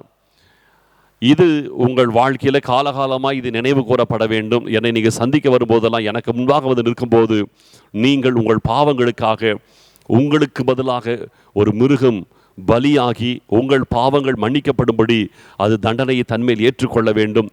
அப்படித்தான் நீங்கள் என்னை சந்திக்க முடியும். இனிமேல் அப்படி தான் நீங்கள் என்னை சந்தித்தாக வேண்டும். இதுவரைக்கும் பாவம் கிடையாது, நீங்கள் என்னை கேஷுவலாக சந்திச்சிங்க. இப்போ பாவம் வந்துருச்சு. அந்த பாவத்திற்கு ஒரு பலியை செலுத்தாமல் உங்களால் என்னை சந்திக்க முடியாது. ஆகையினால் இனி நீங்கள் எப்போ வந்து என்னை சந்திக்க வந்தாலும் பலி இல்லாமல், ஒரு காணிக்கை, ஒரு பலி செலுத்தாமல், ஒரு ரத்தம் உங்களுடைய பாவத்திற்கான, உங்கள் ரத்தத்தில் இருக்கிற பாவத்திற்கு பலியாக வேறொரு மிருகம் ரத்தத்தை சிந்தாமல், அந்த பலி செலுத்தப்படாமல் உங்களால் என்னை சந்திக்க முடியாது. இது உங்களுக்கு மட்டுமல்ல, இனி என்றென்றைக்கும் மனுக்குலத்திற்கு இதுதான் நிலைமை. கடைசியில் எல்லாத்துக்கும் உச்சகட்டமாக நான் இந்த பலிகள் எல்லாவற்றுக்கும் முடிவாக என் சொந்த குமாரனை இந்த உலகத்தில் நான் அனுப்புவேன். அவர் பாவமில்லாதவராய் இந்த உலகத்தில் வந்து பிறந்து பாவமில்லாதவராய் வாழ்ந்து தன்னுடைய பரிசுத்தமான இரத்தத்தை மனிதனுக்காக, அவர் மனிதனாய் பிறந்து மனிதனாய் வாழ்ந்து ஒரு பரிசுத்தமான இரத்தத்தோடு உங்கள் எல்லாருக்காக, முழு உலகத்தில் இருக்கிற எல்லாருக்காகவும் அவர் சிலுவையிலே மரிப்பார். அந்த இரத்தத்தின் மூலமாக மனு குலத்திற்கு விடுதலை உண்டாகும், பாவ மன்னிப்பு நிச்சயம் கிடைக்கும், ரட்சிப்பு கிடைக்கும். அதற்கு அடையாளமாக இப்படி நீங்கள் என்னை சந்திக்க வரும்பொழுதெல்லாம் அதை நினைவு கூறும் பொருட்டு அதற்கு அடையாளமாக நீங்கள் பலியோடு தான் என்னிடத்தில் வர வேண்டும் சொல்லியிருப்பார். இந்த காரியங்களை எல்லாம் கர்த்தர் ஆதாமுக்கு சொன்னதை காயினுக்கும் சொல்லியிருப்பான், ஆபேலுக்கும் சொல்லியிருப்பான். இப்பொழுது நீங்களும் ஆண்டவரை போய் சந்தியுங்கள், கர்த்தருக்கு பலி செலுத்தி ஆண்டவரோடு கூட நீங்கள் ஐக்கியமாகுங்கள், அவரோடு நீங்கள் சந்தியுங்கள், அவரை சந்தியுங்கள் சொல்லி ஆதாம் ஏவாள் சொல்லி கொடுத்துருப்பாங்க. இப்போ 2 பேருமே வராங்க. இதில் நீங்கள் யோசிக்கணும், இந்த காரியத்தை ஆபேல் சீரியஸ் எடுத்துக்கிட்டான், விசுவாசித்தான். தன் தகப்பன் மூலமாய் கேட்ட சத்தியத்தை விசுவாசித்தான். தன் தகப்பனுக்கு நடந்த காரியங்கள், அவங்க சொன்ன காரியத்தை 100க்கு 100 விசுவாசித்து, அதே போல அவன் என்ன செய்கிறான், அந்த ஜீவ பலி, இயேசு கிறிஸ்துவாகிய ஜீவ பலி, அது பழுதற்ற பலியாக, குற்றமற்றவராக, பழுதற்றவராக இந்த உலகத்தில் இயேசு கிறிஸ்து வரப்போகிறார். அதற்கு அடையாளமாக தன் மந்தையில் தலையீற்றுக்கள், முதல் பிறந்தவைகள், அதிலும் கொழுமையானவைகள், எந்த பழுதும் இல்லாதவைகள், அதை செலக்ட் பண்ணி கொண்டு வந்து இயேசு கிறிஸ்துவுக்கு அடையாளமாக பழுதற்ற பலியாக அவன் சிறந்த ஒரு ஆட்டை கொண்டு வந்து ஆண்டவருக்கு பலி செலுத்துகிறான். இதில் அவன் பலி செலுத்துறதுல பார்த்தீங்கன்னா நடந்த விஷயம் என்னன்னா, இயேசு கிறிஸ்துவை முன்வைத்து அவர் ஒரு பழுதற்றவராய் இந்த உலகத்தில் வெளிப்படுவார் என்பதை பார்த்து அந்த அடையாளமாகத்தான் பழுதற்ற ஒரு பலியை ஆட்டை கொண்டு வந்து அவன் பலி செலுத்தி கிறிஸ்துவின் சிலுவை மரணத்தை தான் விசுவாசிக்கிறேன் என்பதை, தனக்காக தேவகுமாரன் வரப்போகிறார், அவர் இந்த உலகத்தில் வந்து உலகத்தின் மனுஷனுடைய பாவங்களை சுமந்து தீர்க்கப் போகிறார் என்பதற்கு அவன் அடையாளமாக அந்த விசுவாசத்தோடு அவன் பலியை செலுத்தினான். காயின் தன் தகப்பனும் தாயும் சொன்னதை அவன் விசுவாசிக்கிறான். ஏதோ ஒன்று தங்கிட்ட இருந்த காய்கறிகளை பழங்களை கொண்டு வந்து வச்சான். இதில் என்னன்னா, ஆண்டவர் காயினுடைய பலியையோ ஆபேலுடைய பலியையோ குறித்து பேசுறதுக்கு முன்னால அவர்களை குறித்து பேசுகிறார். கர்த்தர் ஆபேலையும் அவன் காணிக்கையும் அங்கீகரித்தார். கர்த்தர் காயினையும் அவன் காணிக்கையும் அங்கீகரிக்கவில்லை. காணிக்கை அங்கீகரிக்கப்படுறதுக்கு முன்னால அவர்களை கர்த்தர் அங்கீகரிச்சார்னு தான் ஃபர்ஸ்ட் வருது. ஆபேல் அங்கீகரிக்கப்பட்டான், அதனால் அவன் காணிக்கை அங்கீகரிக்கப்பட்டது. காயில் அங்கீகரிக்கப்படவில்லை, ஆகையினால் அவன் காணிக்கையும் அங்கீகரிக்கப்படவில்லை. நல்லா பாருங்க, ஆபேல் அங்கீகரிக்கப்பட்டதினாலே அவன் காணிக்கை அங்கீகரிக்கப்பட்டது. காயின் அங்கீகரிக்கப்படாததினால் அவன் காணிக்கையும் அங்கீகரிக்கப்படவில்லை. இதில் இந்த அங்கீகாரம் எங்கிருந்து வந்துச்சு? எதன் அடிப்படையில் வந்துச்சு? விசுவாசத்தின் அடிப்படையில். நல்லா புரிஞ்சுக்கங்க, விசுவாசத்தின் அடிப்படையில் தான் இந்த அங்கீகாரம் வந்துச்சு. தன் பெற்றோர் தங்களுக்கு சொன்னதான காரியம் உண்மை, சத்தியம். இதை குறித்து 2 பேரிலே ஒருவன் விசுவாசித்தான், ஆகையினால் அவன் அங்கீகரிக்கப்பட்டான். இன்னைக்கு சொல்றேன், தேவனாகிய கர்த்தரால் நீங்கள் அங்கீகரிக்கப்படுவது எதனால் தெரியுமா? எதன் அடிப்படையில் தெரியுமா? உங்கள் விசுவாசத்தின் அடிப்படையில் தான் நீங்கள் கர்த்தரால் அங்கீகரிக்கப்படுகிறீர்கள். நீங்கள் அங்கீகரிக்கப்பட்டால் தான் உங்கள் துதிகளோ ஸ்தோத்திரங்களோ நீங்கள் ஆண்டவருக்கு செய்கிற எதுவும் அங்கீகரிக்கப்படும். நீங்கள் அங்கீகரிக்கப்படாத பட்சத்தில் நீங்கள் செய்கிற எதுவும் தேவனால் அங்கீகரிக்கப்படுவது இல்லை. இதுதான் உண்மை. ரொம்ப பெரிய விஷயம் இதெல்லாம். ஆபேலையும் அவன் காணிக்கையும் கர்த்தர் அங்கீகரித்தார். அப்ப இதுதான் அவன் என்னத்தை விசுவாசித்தான்? இயேசு கிறிஸ்துவின் சிலுவை மரணத்தை விசுவாசித்தான். அந்த சிலுவை மரணத்தின் மூலமாய் கிடைக்கிற பாவ மன்னிப்பின் நிச்சயத்தை விசுவாசித்தான். ஒரு உலக ரட்சகர் இயேசு இந்த உலகத்தில் வந்து தேவகுமாரன் வந்து பிறப்பார், அதற்கு அடையாளமாகவே நான் இப்பொழுது இந்த ஆட்டை கொண்டு வருகிறேன் என்று சொல்லி அந்த விசுவாசத்தின் அடிப்படையில் அவன் கொண்டு வந்தான். அப்ப இந்த ஆபேலுடைய விசுவாசம் எதை காட்டுகிறது? நல்ல தெரியும், எதை காட்டுகிறது? இரட்சகராகிய இயேசு கிறிஸ்து என்று ஒருவர் இருக்கிறார் என்பதை காட்டுகிறது. அப்போ நீங்க யோசிக்கணும், இந்த காரியத்தில் ஆண்டவர் இந்த விஷயத்தை இவ்வளோ சீரியஸா எடுக்கிறாரா? இவ்வளோ சீரியஸ் எடுக்கிறார் அந்த விஷயத்தை. இவன் இதை விசுவாசிச்சதுனால இவன் அங்கீகரிச்சார், அவன் விசுவாசிக்கல, அதை அங்கீகரிக்கல. இது எவ்வளவு சீரியஸான மேட்டரா? உண்மையிலேயே இது ரொம்ப சீரியஸான மேட்டர் தான். இது புரிதலா? உண்மையிலேயே ரொம்ப சீரியஸான மேட்டர். ஏன்? வேதத்தின் முதல் தீர்க்க தரிசனமே உலக ரட்சகராகிய இயேசு கிறிஸ்துவின் சிலுவை மரணத்தை பற்றியதுதான். ஃபர்ஸ்ட் ப்ராஃபஸி அதுதான். ஆதியாகமம் 3:15 தான் வேதத்தின் முதல் தீர்க்க தரிசன வார்த்தை. உனக்கும் ஸ்திரீக்கும் உன் வித்திற்கும் அவள் வித்திற்கும் பகை உண்டாக்குவேன், அவர் உன் தலையை நசுக்குவார், நீ அவருடைய குதிங்காலை நசுக்குவாய். இதுதான் வேதத்தின் முதல் தீர்க்க தரிசனம், கர்த்தரால் நேரடியாய் உரைக்கப்பட்டது. கிறிஸ்துவின் சிலுவை மரணம் இது அவ்வளவு சீரியஸான மேட்டர். இது இந்த காரியத்தை ஆபேல் விசுவாசித்தான். கிறிஸ்துவின் சிலுவை மரணம் தன்னுடைய பாவத்திற்காகவும் உலகத்தில் பிறக்க போகிற அத்தனை மனுஷனுடைய பாவத்திற்காகவும் உலக இரட்சகராக தேவகுமாரனாகிய இயேசு கிறிஸ்து இந்த உலகத்தில் வந்து அவர் சிலுவையிலே மரிப்பார் என்பதை அவன் தெளிவாய் விசுவாசித்தான். இது அவ்வளவு சீரியஸான விஷயம். அதனால தான் அவன் அங்கீகரிக்கப்பட்டான், அவனுடைய காணிக்கை அங்கீகரிக்கப்பட்டது. எவ்வளவு சீரியஸான விஷயத்தை தேவனால் உரைக்கப்பட்ட அந்த ஃபர்ஸ்ட் ப்ராஃபஸி, அதையே காயின் விசுவாசிக்கல. அதனாலே தான் அவனும் புறக்கணிக்கப்பட்டான், அவன் காணிக்கையும் புறக்கணிக்கப்பட்டது. அவன் நிலையற்றவனாய் அலைந்து திரிகிறவனாய் மாறினான். இவனோ முதல் இரத்த சாட்சியாய் மரித்து ஆண்டவருடைய சமூகத்திற்குள் எடுக்கப்பட்டான். வித்தியாசம் இருக்கு. இது இவ்வளவு சீரியஸான மேட்டரா?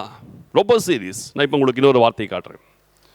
வெளிப்படுத்தின விசேஷம், இந்த ஆதியாகமத்தின் விஷயத்திற்கு வெளிப்படுத்தின விசேஷம் நமக்கு பதில் கொடுக்கிறது. 13வது அதிகாரம் 8வது வசனத்தை வாசிக்கிறேன். உலகத் தோற்றம் முதல் அடிக்கப்பட்ட ஆட்டுக்குட்டியினுடைய ஜீவ புஸ்தகத்தில் பெயர் எழுதப்பட்டிராத பூமியின் குடிகள் யாவரும் அதை வணங்குவார்கள்.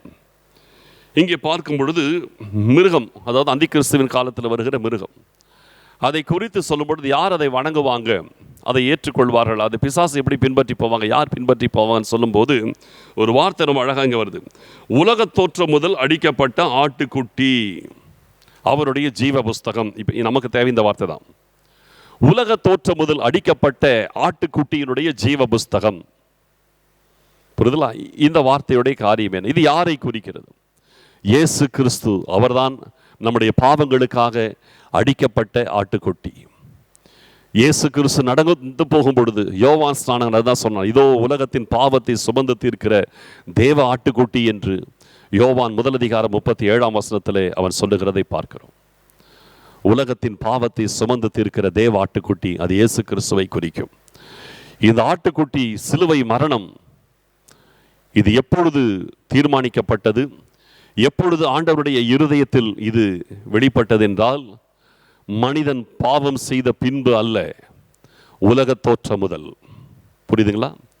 உலக தோற்றம் முதல் மனிதன் பாவம் செய்து அந்த பாவத்திற்கு அவன் தண்டனையை அனுபவித்து அதன் பிறகு இந்த இரட்சகரை குறித்து ஆண்டவர் பேசல. அதற்கு பிறகு அவர் வெளியே சொன்னாலும் ஆண்டவருடைய இருதயத்தில் இது எப்பொழுது இருந்தது அப்படின்னு கேட்டீங்கன்னா, உலக தோற்றத்துக்கு முன், உலக தோற்றம் முதல். அப்ப உலக தோற்றம்னா என்ன? பூமியே இன்னும் சிருஷ்டிக்கப்படலை. ஆதியிலே தேவன் வானத்தையும் பூமியையும் சிருஷ்டித்தார். அந்த ஆதி, அது முதல், உலக தோற்றம் முதல் என்ன தெரியுமா? வேதத்தின் முதல் வசனம் ஆரம்பிக்கிறது அங்கிருந்து. ஆதியிலே தேவன் வானத்தையும் பூமியையும் சிருஷ்டித்தார், அதுதான் உலக தோற்றம். அப்பொழுதே மனிதனை படைப்பதற்கு முன்பதாக, மனிதன் படைக்கப்பட்டு ஜஸ்ட் 6000 வருஷம் தாங்க ஆச்சு. நல்லா தெரிஞ்சுக்க, மனுஷன் படைக்கப்பட்டு மனுஷனுடைய வரலாறு வெறும் 6000 வருஷம் தான், அவ்வளோதான். ஆனால் உலக தோற்றம்ன்றதுக்கு வருஷத்தை எண்ணிக்கையில் காட்ட முடியாது. புரிதலாம்? Billions of billions of billions of இயர்ஸ்ன்றாங்க. இன்றைக்கு ஆராய்ச்சியாளர்கள் உலகம் உண்டானதை குறித்து billions of billions of billions of இயர்ஸ்ன்றாங்க. ஒரு பில்லியன்னாவே 100 கோடின்னு அர்த்தம். 100 கோடி, இன்னும் அதை 100 கோடி அப்படி சொல்றாங்க. உலகம் உண்டானதற்கான, தேவன் அதை படைத்ததற்கான காலத்தை எண்ணிக்கையிலே கொண்டு வரவே முடியாது, நம்பர்ஸ்ல கொண்டு வர முடியாது. நீங்க பாருங்க, இதுக்கு நிறைய ஆதாரங்கள் இருக்கு. இந்த டைனோசர்ன்றதெல்லாம் பாருங்க, அது மனிதன் படைக்கப்பட்டதுக்கு முந்தின காலத்தில் இருந்திருக்கணும். புரிதலா? அது பூர்வ உலகம், அதுல இருந்திருக்கும். மனிதன் படைக்கப்பட்ட காலத்துக்கு அதுக்கெல்லாம் ப்ரூஃப் வந்துருச்சு, இப்போ கண்டுபிடிச்சிட்டாங்க. அதுக்கு ஒரு தோற்றத்தையும் கொடுத்துட்டாங்க, அந்த ஃபாசில்ஸ் எல்லாம் எடுத்து தோற்றத்தையும் கொடுத்துட்டாங்க, அதற்கு ஒரு இமேஜ் கொடுத்து அது இப்படி தான் இருந்திருக்குன்ற ஒரு அமைப்பையும் உலகத்தில் ஜனங்களுக்குள்ளே கொடுத்துட்டாங்க. நீங்கள் மெட்ராஸில் மியூசியமில் போய் பாருங்கள், கல் மரம்னு ஒன்று இருக்கும். எப்போ வேணால் நீங்கள் போய் பார்க்கலாம். கல் மரம்னு ஒன்று வச்சுருப்பாங்க. அங்கே போட்டிருப்பாங்க, 14 மில்லியன் ஆண்டுகளுக்கு முன்பதாக இது மரமாக இருந்தது, அதன் பிறகு அது பூமியிலே புதையுண்டு போய் அது கல்லாய் மாறியதுன்னு போட்டிருப்பாங்க. 14 மில்லியன். 1 மில்லியன்னா 10 லட்சம். புரியுதுங்களா? 14 மில்லியன். அப்போ பாருங்க, அப்போ இத்தனை லட்சம் ஆண்டுகளுக்கு முன்பதாகவா, கோடிக்கணக்கான ஆண்டுகளுக்கு முன்னாக அந்த மரமாக இருந்து கல்லாக இருந்ததா, ஆச்சா இருக்கும். எக்ஸாக்டாக அந்த டேட் இருந்தாலும் முன்ன பின்ன இருக்கும். பார்க்கறதுக்கு அது மரம் மாதிரியே இருக்கும், அந்த லேயர்ஸ் இருக்கும். தொட்டு பார்த்தா கல் மாதிரியே இருக்கும். எல்லாத்துக்கும் ஆதாரம் இருக்குது. இன்னைக்கு ஆராய்ச்சியாளர்கள் எல்லாத்துக்குமே ப்ரூஃப் கொடுக்குறாங்க. அப்போ அந்த உலக தோற்றம்ங்கிறது பார்த்தீங்கன்னா எண்ணிக்கையில் சொல்ல முடியாத காலகட்டத்துக்கு முன்பதாகவே கிறிஸ்துவின் சிலுவை மரணம் தீர்மானிக்கப்பட்டது. அந்த சிலுவை மரணம், அதற்கு ஒப்பனையாகத்தான் ஆபேல் ஒரு ஆட்டை ஆண்டவருக்கு முன்பாக பலியாய் கொண்டு வந்தான். அப்போ இதைத்தான் எபிரேயர் நிருபத்திலே அழகா சொல்றது, விசுவாசத்தினாலே ஆபேல் காயினுடைய பலியை பார்க்கிலும் மேன்மையான பலியை தேவனுக்கு செலுத்தினான். அவன் மரித்தான், ஆனால் அவன் மரித்தும் இன்னமும் பேசிக் கொண்டிருக்கிறான். அவனுடைய விசுவாசம் பேசப்படுகிறது. ஆபேல் பேசிட்டு இருக்கிறானா? எப்படி பேசிட்டு இருக்கிறான்?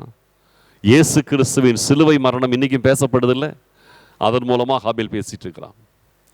இயேசு கிறிஸ்துவின் சிலுவை மரணத்தை ஆபேல் விசுவாசித்தான் என்கிறதுனாலே அவனுடைய விசுவாசம், நான் இயேசு கிறிஸ்து என்கிற உலக ரட்சகர் உலகத்தில் ஒரு நாள் வந்து பிறப்பார் என்பதை நான் விசுவாசித்தேன். அந்த விசுவாசத்தின் அடிப்படையில் தான் என் மந்தையின் தலையீற்றுகளிலே கொழுமையானது சிலவற்றை கொண்டு வந்து என் ஆண்டவருக்கு நான் பலியாக கொடுத்தேன் என்று சொல்லி இன்றைக்கும் ஆபேல் தன்னுடைய பலியை குறித்து, அதற்குள் அடங்கியிருக்கிற கிறிஸ்துவின் சிலுவை மரணத்தை குறித்து அவன் விசுவாசித்ததை இன்றைக்கும் அவன் பேசிக் கொண்டிருக்கிறான். புரியுதா உங்களுக்கு? அவன் இன்னும் பேசிக் கொண்டிருக்கிறான். என்ன வார்த்தை அது? எவ்வளவு அற்புதமான வார்த்தை! கிறிஸ்துவின் சிலுவை மரணம் உலக தோற்றத்துக்கு முன்பாக தீர்மானிக்கப்பட்டதை அவன் 6000 வருஷத்துக்கு முன்னால் விசுவாசித்தான். விசுவாசித்து அவன் அதற்கேற்ற பலிகளை செலுத்தினான். இன்னைக்கு நான் ஃபுல்லாக சொல்லணும்னு நினைச்சேன். இன்னைக்கு இது ஒரு பாயிண்ட் எனக்கு சொல்ல முடியல. ஆனால் இதை நான் அறகுறைய பேசுறது எனக்கு விருப்பம் இல்லை. நான் தெளிவாக சொல்கிறேன். இந்த ஃபெய்த் எந்த பேஸில் இருக்குதுன்றதை இப்போ நீங்கள் புரியணும். ஏன்னா இதெல்லாம் ரொம்ப முக்கியமான சத்தியம். இன்னைக்கு பல தவறான உபதேசங்களை, கள்ள உபதேசத்தை உடைக்கக்கூடிய காரியத்தை நான் உங்களோடு பேசிகிட்டு இருக்கிறேன். இதிலெல்லாம் நீங்கள் தெளிவாக இருந்துட்டீங்கன்னா உங்களை யாரும் அசைக்க முடியாது. எத்தனை கள்ள உபதேசங்கள் வந்தாலும் அப்படி ஒரு ஃப்ளாஷில் நீங்கள் கண்டுபிடிச்சிடுவீங்க. கேட்குறதுக்கு அருமையாக இருக்கும். உங்களை அப்படியே பெரிய பணக்காரராக மாற்றுறதுக்கு 10 நாளில் நீங்கள் பணக்காரர் ஆகிறதுக்கு வழி சொல்லுவாங்க. நான் சொல்கிறேன், ஒரு ஃப்ளாஷில் அந்த உபதேசம் இது யாரால் வந்தது, கர்த்தரால் வந்ததா பிசாசினால் வந்ததா என்பதை ஃப்ளாஷில் நீங்கள் கண்டுபிடிச்சிடுவீங்க. அதுக்கு தான் சரியானதை தெரிந்து கொண்டால் தவறானதை நீங்கள் கண்டுபிடித்து விடுவீர்கள். சரியானது எதுனே தெரியலன்னா தவறானதை கண்டுபிடிக்க முடியாது. அதான் காரியம். இப்போ இந்த விசுவாசம் எதை காட்டுகிறதுன்னு கேட்டீங்கன்னா, கிறிஸ்துவின் சிலுவை மரணம், அதனால் கிடைக்கிற ரட்சிப்பு, அதன் மூலமாய் நான் பரலோகத்திற்கு செல்லுவேன். அவருடைய ரட்சிப்பை விசுவாசிக்கிற காரியம், அவருடைய சிலுவை மரணத்தை விசுவாசிக்கிற காரியம். நல்லா சொல்றேன், கிறிஸ்துவின் சிலுவை மரணத்தை விசுவாசிக்கிறவன் ஒவ்வொருவனும் ரட்சிக்கப்படுவான். இன்னைக்கு நல்லா யோசிச்சு பாருங்க, எத்தனை பேர் கிறிஸ்தவங்க இன்னைக்கு உலகத்தில் இருக்கிறாங்க? கிறிஸ்தவர்கள பெயரில் உங்களை சுத்திலையும் எத்தனை பேர் இருக்கிறாங்க? சிலர் சொல்லுவாங்க, நான் பரம்பரை கிறிஸ்தவன் சொல்றாங்கல்ல. எத்தனை தலைமுறையா நாங்க கிறிஸ்தவங்க தெரியுமா, எங்க குடும்பம் எப்படிப்பட்டது தெரியுமா அப்படின்ட்டு இருப்பாங்க. இன்னைக்கு எத்தனை கிறிஸ்தவர்கள் அரசியல்வாதிகளா இருக்கிறாங்க? இன்னைக்கு சினிமா உலகத்திலே மற்றவர்களை விட கிறிஸ்தவங்க தான் ஜாஸ்தி தெரியுமா? கிறிஸ்தவங்க தான் ஜாஸ்தி இன்னைக்கு சினி ஃபீல்டில். அரசியல் ஃபீல்டில் நிறைய பேர் இருக்கிறாங்க. சினி ஃபீல்டில் இன்னைக்கு டாமினேட் பண்ணுறதே கிறிஸ்தவர்கள். இதை நான் சொல்லலை, கிறிஸ்துவத்தை விரோதிக்கிறவர்கள் கொடுக்கிற கணக்கெடுப்பை நான் பேசிட்டு இருக்கிறேன். அவங்க சொல்கிறாங்க சினி ஃபீல்டை ஃபுல்லாக இவங்க ஆக்கிரமிச்சிட்டாங்கன்னு சொல்லி. அவங்க எரிச்சலோடு சொல்கிறாங்க, நான் வேதனையோடு சொல்கிறேன். அவங்க சொல்கிறாங்க கிறிஸ்தவர்கள் இன்றைக்கி சினி ஃபீல்டை ஆக்கிரமிச்சிட்டாங்கன்னு சொல்லிட்டு அதை ஏதோ பெருசாக டாமினேட் பண்ணி இது பண்ணுறாங்கன்னு சொல்லி அவங்க எரிச்சலோடு பேசுகிறாங்க. நான் சொல்கிறேன், இது எவ்வளோ தவறான சாட்சி, வேதனைக்குரிய காரியம். கிறிஸ்தவன் சினி ஃபீல்டை டாமினேட் பண்ணிட்டு இருக்கிறான்றது எவ்வளோ கேவலமான விஷயம். நான் சொல்கிறேன், ஏன் இது நடக்குது? இவங்களுக்கெல்லாம் இயேசு கிறிஸ்து சிலுவையில் மரித்தார் என்பது தெரியாதா? அது கேள்விப்பட்டதில்லையா? அவரிடத்தில் அற்புதங்களை பெற்றோம் என்று வெளியில் சாட்சி சொல்கிறாங்கல்ல. இயேசுதான் தெய்வம்னு தெரியும், அவர் என்னை ஆசீர்வதிச்சிருக்கிறார், என்னை மேன்மைப்படுத்தி இருக்கிறார், என் படத்தை நல்லா ஓட வச்சிருக்கிறார், எனக்கு நல்ல வருமானத்தை வச்சுட்டார், என்னை ஒரு பெரிய ஆளாக்கி இருக்கிறார், உயர்த்தி இருக்கிறார், எத்தனை வாய்ப்புகளை எனக்கு ஏற்படுத்தி கொடுத்துருக்கிறார், சாட்சி சொல்கிறாங்கல்ல. நான் கேட்குறேன், இவர்கள் உண்மையாகவே கிறிஸ்துவின் சிலுவை மரணத்தின் காரியத்தை புரிந்திருந்தால் சொல்ல மாட்டாங்க.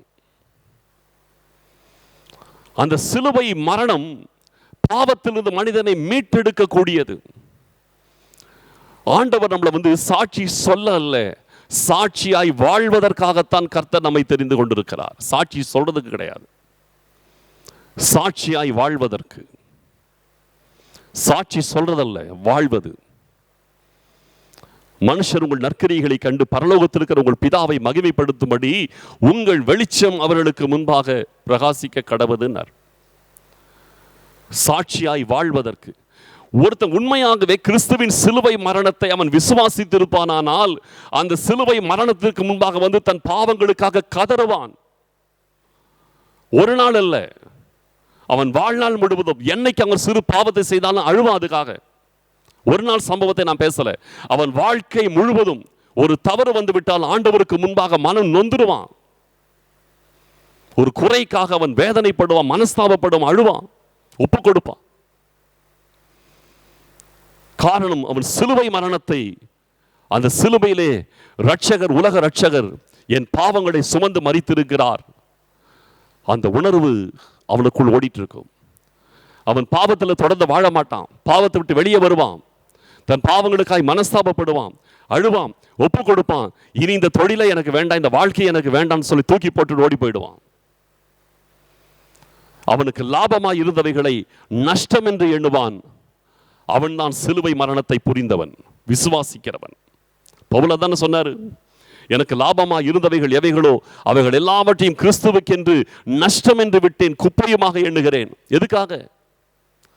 அதனால வேற லாபம் கிடைக்கும்னா, அதனால தன்னுடைய வேற தொழிலை கர்த்தர் ஆசீர்வதிப்பார்னா கிடையாது. நான் எப்படியாயிலும் மரித்தோரிலிருந்து எழுந்திருப்பதற்கு பாத்திரவானாய் காணப்படும்படிக்கு எல்லாவற்றையும் நஷ்டம் என்று எண்ணினேன், குப்பையுமாக விட்டேன்கிறாரு. பிலிப்பியருக்கு எழுதின நிருபம் 3ஆம் அதிகாரத்தில் 7-11 வரைக்கும் படிங்க, அதான் சொல்லியிருக்கார். அப்ப அப்படி பார்க்கும்போது அந்த சிலுவை மரணம் ஒருத்தனை பாவத்திலே வாழ விடாது. அதை விசுவாசிக்கிறவன் அவன் கிறிஸ்தவனாய் அல்ல, தேவ பிள்ளையாய் மாறிடுவான். சிலுவை மரணத்தை விசுவாசிக்கிறவன் கிறிஸ்தவனா இருக்க மாட்டான், தேவ பிள்ளையா இருப்பான். அவன் உலகத்தோடு சேர்ந்து வாழ மாட்டான், பாவத்தில் இருக்க மாட்டான், அதை விட்டு வெளியே வந்துடுவான். அதனால் அவனுக்கு எத்தனை லாபம் கிடைத்தாலும் எத்தனை ஆதாயம் இருந்தாலும் அதை தூக்கி போட்டுட்டு, என் இயேசு எனக்காக என் பாவத்தை சுமந்து சிலுவையில் மரித்தாரே, அவருக்காக நான் வாழ வேண்டும், அவர் சித்தத்தின்படி வாழ வேண்டும். இப்ப நான் இந்த தொழில் செய்யறேனே, இது தேவ சித்தமான்னு சொல்லி யோசிப்பான். பழைய வாழ்க்கையை நான் கண்டினியூ பண்ணிட்டு இருக்கிறேனே, இது உண்மையிலேயே தேவ சித்தத்துல தான் நான் இருக்கிறேனா, என்னை குறித்து ஆண்டவரே நீங்க என்ன சித்தம் வச்சிருக்கிறீங்கன்னு கேட்பான். அவன் ரட்சிக்கப்பட்டவன், அவன் கிறிஸ்துவின் சிலுவை மரணத்தை விசுவாசிக்கிறவனாக இருக்கும் பொழுது அவன் கண்டிப்பா கேட்பான், பவுல மாதிரியே கேட்பான், ஆண்டவரே நான் என்ன செய்ய சித்தமா இருக்கிறீர்? பவுல் ரோம அரசாங்கத்திலே மிகப்பெரிய இன்ஃப்ளூயன்ஸ்டு பர்சன். ஆனா அவன் கிறிஸ்துவை சந்தித்த உடனே அவன் கேட்ட ஃபர்ஸ்ட் கொஸ்டின், என்ன மாற்றத்தையும் அவன் தன் வாழ்க்கையில் ஏற்றுக்கொள்றதுக்கு ரெடி. ஏன்னா இயேசு கிறிஸ்துவின் சிலுவை மரணத்தை அவன் புரிஞ்சிட்டான். நீ துன்பப்படுத்துகிற இயேசு நானே. அவனுக்கு தெரியும் இயேசு கிறிஸ்து சிலுவையில் அறையப்பட்டது தெரியும். ஆனா தனக்காக அவர் சிலுவையில் அறையப்பட்டார், அவர் தான் உலக ரட்சகர் அவனுக்கு தெரியாது. இயேசு கிறிஸ்து வாழ்ந்த காலத்தில் அவன் வாழ்ந்து கொண்டிருந்தவன். அதனால் இயேசு கிறிஸ்துவின் சிலுவை மரணம் என்ற சம்பவம் எல்லாம் அவனுக்கு நல்லாவே தெரியும். அதை சம்பவமாக தான் அது வரைக்கும் பார்த்திருந்தான். ஆனால் அன்றைக்கு அவன் கர்த்தரால் சந்திக்கப்படும் பொழுது அது வரைக்கும் அது ஒரு சம்பவமாக இருந்தது. அன்றைக்கு அது அவனுக்கு சம்பவமாக இல்லை, தன் வாழ்க்கையை மாற்றக்கூடிய ஒரு மிகப்பெரிய ஒரு உண்மை காரியமாக அவன் புரிந்தான். அப்ப யோசிக்கிறான், இனியும் என்னுடைய பழைய வாழ்க்கையை நான் தொடர்றதா? அதுக்கு ஒரு முற்றுப்புள்ளி.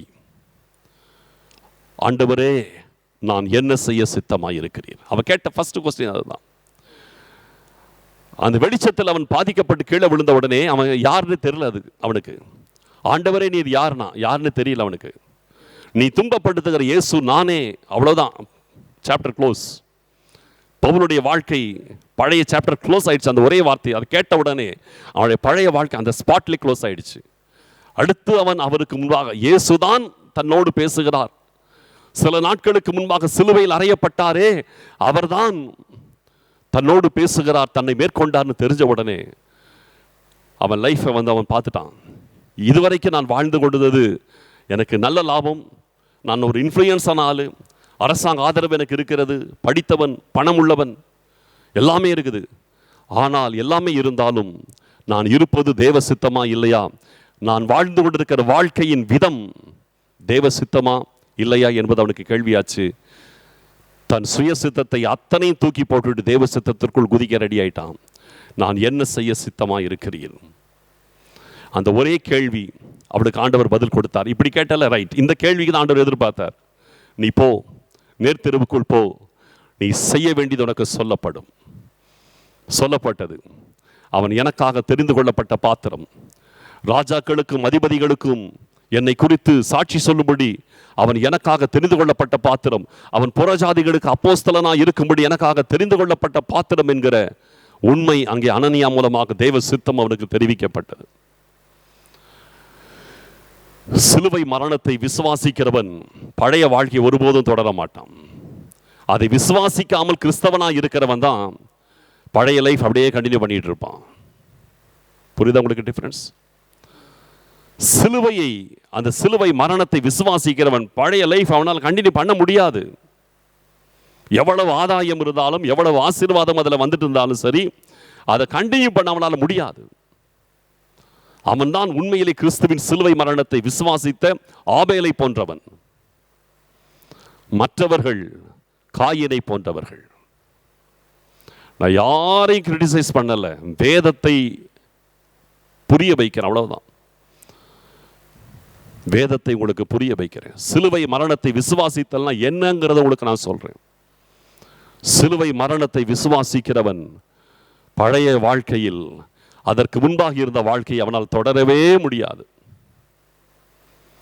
சிலுவை பற்றின உபதேசம் கெட்டு போகிறவர்களுக்கு தான் பைத்தியமாக இருக்கும். ஏன்னா அவங்க கெட்டு போறோம், அவங்களுக்கு பைத்தியமா இருக்கும், அது விசுவாசிக்க மாட்டாங்க. ரட்சிக்கப்படுகிற நமக்கோ அது தேவ பலனாய் இருக்கிறது என்று 1 கொரிந்தியர் 1:18 சொல்லுகிறது. தேவ பிள்ளையே, இப்ப நான் சொல்றேன், சிலுவை மரணத்தை விசுவாசிக்கிறவன் தான் ரட்சிப்பின் அனுபவத்துக்குள் வருகிறவன். அந்த ரட்சிப்பை விசுவாசத்தின் அடிப்படையில் கர்த்தரிடத்தில் பெற்றுக்கொண்டு, இயேசு எனக்காக மரித்தார் என்பதை விசுவாசித்து, நான் ஒரு பாவி என்பதை விசுவாசித்து, என் பாவங்களுக்காக கிறிஸ்துவின் ரத்தம் சிந்தப்பட்டிருக்கிறது என்பதை விசுவாசித்து, அவருடைய ரத்தத்தினால் என்னுடைய பாவங்கள் கழுவப்படும் என்பதை விசுவாசித்து, அவருக்கு முன்பாய் வந்து மனஸ்தாபப்பட்டு, இயேசுவே நான் ஒரு பாவி, என் பாவங்களுக்கு என்னை மன்னியும், உம்முடைய ரத்தத்தினால் என் பாவங்களை கழுவும், என்னை சுத்திகரியும், உம்முடைய மகனாய் உம்முடைய மகளாய் என்னை ஏற்றுக்கொள்ளும் என்று கதறுகிற இருதயம் உடையவன் தான் அந்த சிலுவை மரணத்தை விசுவாசிக்கிறவன். மற்றவன் கேட்டுவிட்டு போகிறவன். ஆதாமும் ஏவாளும் 2 பேருக்கு பேசுறாங்க, காயினுக்கும் ஆபேலுக்கும். ஒருத்தன் கேட்டுட்டு போயிட்டான், அவன் போயிட்டே வாழ்நாளெல்லாம் ஓடிட்டு இருக்கிறவன் ஆயிட்டான். ஒருவன் கேட்டு விசுவாசித்தான், அவன் கர்த்தருக்கு ஏற்ற பலி செலுத்தினான், அவன் ஆண்டவருக்குரியவனாய் வாழ்ந்து மரித்து ஆண்டவரோடு சென்று விட்டான். இதுதான் காரியம். ஆபேலின் விசுவாசம் எதை குறிக்கிறது? சிலுவை மரணத்தை விசுவாசித்து அதற்கு தன்னை ஒப்பு கொடுக்கிற வாழ்க்கை. இது முழுக்க முழுக்க தெய்வீகமானது, உலகத்தனமானது கிடையாது. ஃபெய்த்ங்கிறது டிவைனா இருக்கணும், டிவைன் ஃபெய்த். மெட்டீரியலிஸ்டிக்கா இருக்கக்கூடாது, உலகத்தனமா இருக்கக்கூடாது. விசுவாசம் எங்கே காட்டப்படணும்? தெய்வீகமாய் காட்டப்படணும், ஆவிக்குரிய ரீதியாய் காட்டப்படணும், மேலான விதத்தில் காட்டப்படணுமே தவிர உலகத்தனமாய் அற்பத்தனமான காரியத்திற்கு விசுவாசம் காட்டப்படக்கூடாது. பெரிய சப்ஜெக்ட் இது. நான் இன்னைக்கு இந்த சாப்டர் ஃபுல்லாக பேசணும்னு நினச்சேன், பட் எனக்கு கர்த்தரை விடலை. இந்த ஒரு காரியத்தையாவது அட்லீஸ்ட் உங்களுக்கு நல்லா புரிய வைக்கணுன்றது ஆண்டவருடைய சித்தம் என்று தான் நான் உணர்றேன். ஒன்று புரிந்து கொள்ளணும், சரியாய் விசுவாசிக்க பழகுங்கள். தேவனுக்கேற்ற விசுவாசம் நமக்கு இருக்கணும், அதுதான் நமக்கு ரட்சிப்பாய் முடியும். ஜெபிக்கலாம். ஸ்தோத்திரம். எங்கள் அருமையான பரிசுத்தமுள்ள பிதாவே, தேவனுக்கேற்ற விசுவாசம், மேலான விசுவாசம், ஆவிக்குரிய விசுவாசம், ரட்சிப்புக்கேற்ற விசுவாசம், உம்மால் அங்கீகரிக்கப்படுகிற ஒரு விசுவாசம், வசனத்தோடு ஒத்துப்போகிற ஒரு விசுவாசம், இதுதானப்பா எங்களுக்கு தேவை. உலகத்தரமாய் அற்பத்தரமாய் வாழ்க்கையில் எந்த மாற்றத்தையும் ஏற்படுத்தாத ஒரு விசுவாசம் என்று ஒருவரும் தங்களை தாங்களே ஏமாற்றிக் கொள்ளாதபடி கர்த்தர் ஆண்டவரே இந்த கிறிஸ்தவ சமுதாயத்தை காத்து கொள்ளுங்க. இந்த வார்த்தைகளின் மூலமாக ஒவ்வொருவரும் ரட்சிப்பின் அனுபவத்தை பெற்றுக்கொள்ள கர்த்தர் உதவி செய்யுங்கப்பா. நம்முடைய விசுவாசத்தை ஒவ்வொருவரும் நிதானித்து பார்க்க ஒவ்வொருவருக்கும் கிருபை கொடுங்க. சரியான விசுவாசத்தில் தான் நான் இருக்கிறேனா என்பதை வசனத்தின் வெளிச்சத்திலே ஆராய்ந்து அறிய உதவி செய்யுங்க. காத்து கொள்ளுங்கப்பா. நீங்க மாத்திர மகிமைப்படுங்க. உமக்கென்று நாங்கள் எப்பொழுதும் நிற்கட்டும், சரியாய் வாழட்டும், உமக்கு பிரியமாய் இருந்து உம்முடைய ராஜ்யத்தில் நாங்கள் வந்து சேரட்டும், உம்முடைய சித்தத்தை நாங்கள் நிறைவேற்றட்டும். எங்கள் விசுவாசம் ஒருபோதும் உம்முடைய சித்தத்திற்கு எதிர்த்து நிற்கக்கூடாது. உம்முடைய சித்தத்திற்கு எப்பொழுதும் எங்கள் விசுவாசம் இணைந்து போக வேண்டியதாக இருக்க வேண்டும். எல்லா மனுஷரும் ரட்சிக்கப்படவும் சத்தியத்தை அறிகிற அறிவை அடையவும் நீங்க சித்தமா இருக்கிறீங்க. அதே சித்தத்திலே எங்கள் விசுவாசமும் எங்களுக்கு ரட்சிப்பை கொடுக்கக்கூடியதா இருக்கணுமே தவிர அது வேறு விதமா இருக்கக்கூடாதப்பா. ஆபேல் மரித்தும் இன்றைக்கும் தன் வாழ்க்கையின் மூலமாக எங்களோடு பேசிக் கொண்டிருக்கிறான். அதற்காக ஸ்தோத்திரம், ஸ்தோத்திரம், ஸ்தோத்திரம். நீங்க மாத்திரம் மகிமைப்படுங்க. துதி கன மகிமை யாவற்றையும் நாங்கள் உமக்கு மாத்திரம் செலுத்துகிறோம். இயேசு கிறிஸ்துவின் மூலம் ஜெபிக்கிறோம் நல்ல பிதாவே, ஆமேன். என் ஆத்துமாவே கர்த்தரை ஸ்தோத்திரி, என் முழு உள்ளமே அவருடைய பரிசுத்த நாமத்தை ஸ்தோத்திரி. என் ஆத்துமாவே கர்த்தரை ஸ்தோத்திரி, அவர் செய்த சகல உபகாரங்களை மறவாதே. ஆமேன், ஆமேன், ஸ்தோத்திரம். நாளை தினத்திலும் மீண்டும் லைவ் ஸ்ட்ரீமில் சந்திப்போம். நான் நாளைக்கு இன்னொன்று பேசணும்னு நினச்சப்பட்ட இதில் எவ்வளோ விஷயம் இருக்குது. கர்த்தருக்கு சித்தமானால் ஒருவேளை இன்னும் 1-2 வாரங்கள் இதை தொடரலாம். ஆண்டவர் நடத்துகிறபடி உங்களோடு நான் பேசுவேன். தொடர்ந்து நீங்கள் எங்களோடு இணைந்திருங்கள். கர்த்தர் தாமே உங்களை ஆசீர்வதிப்பாராக. ஆமேன்.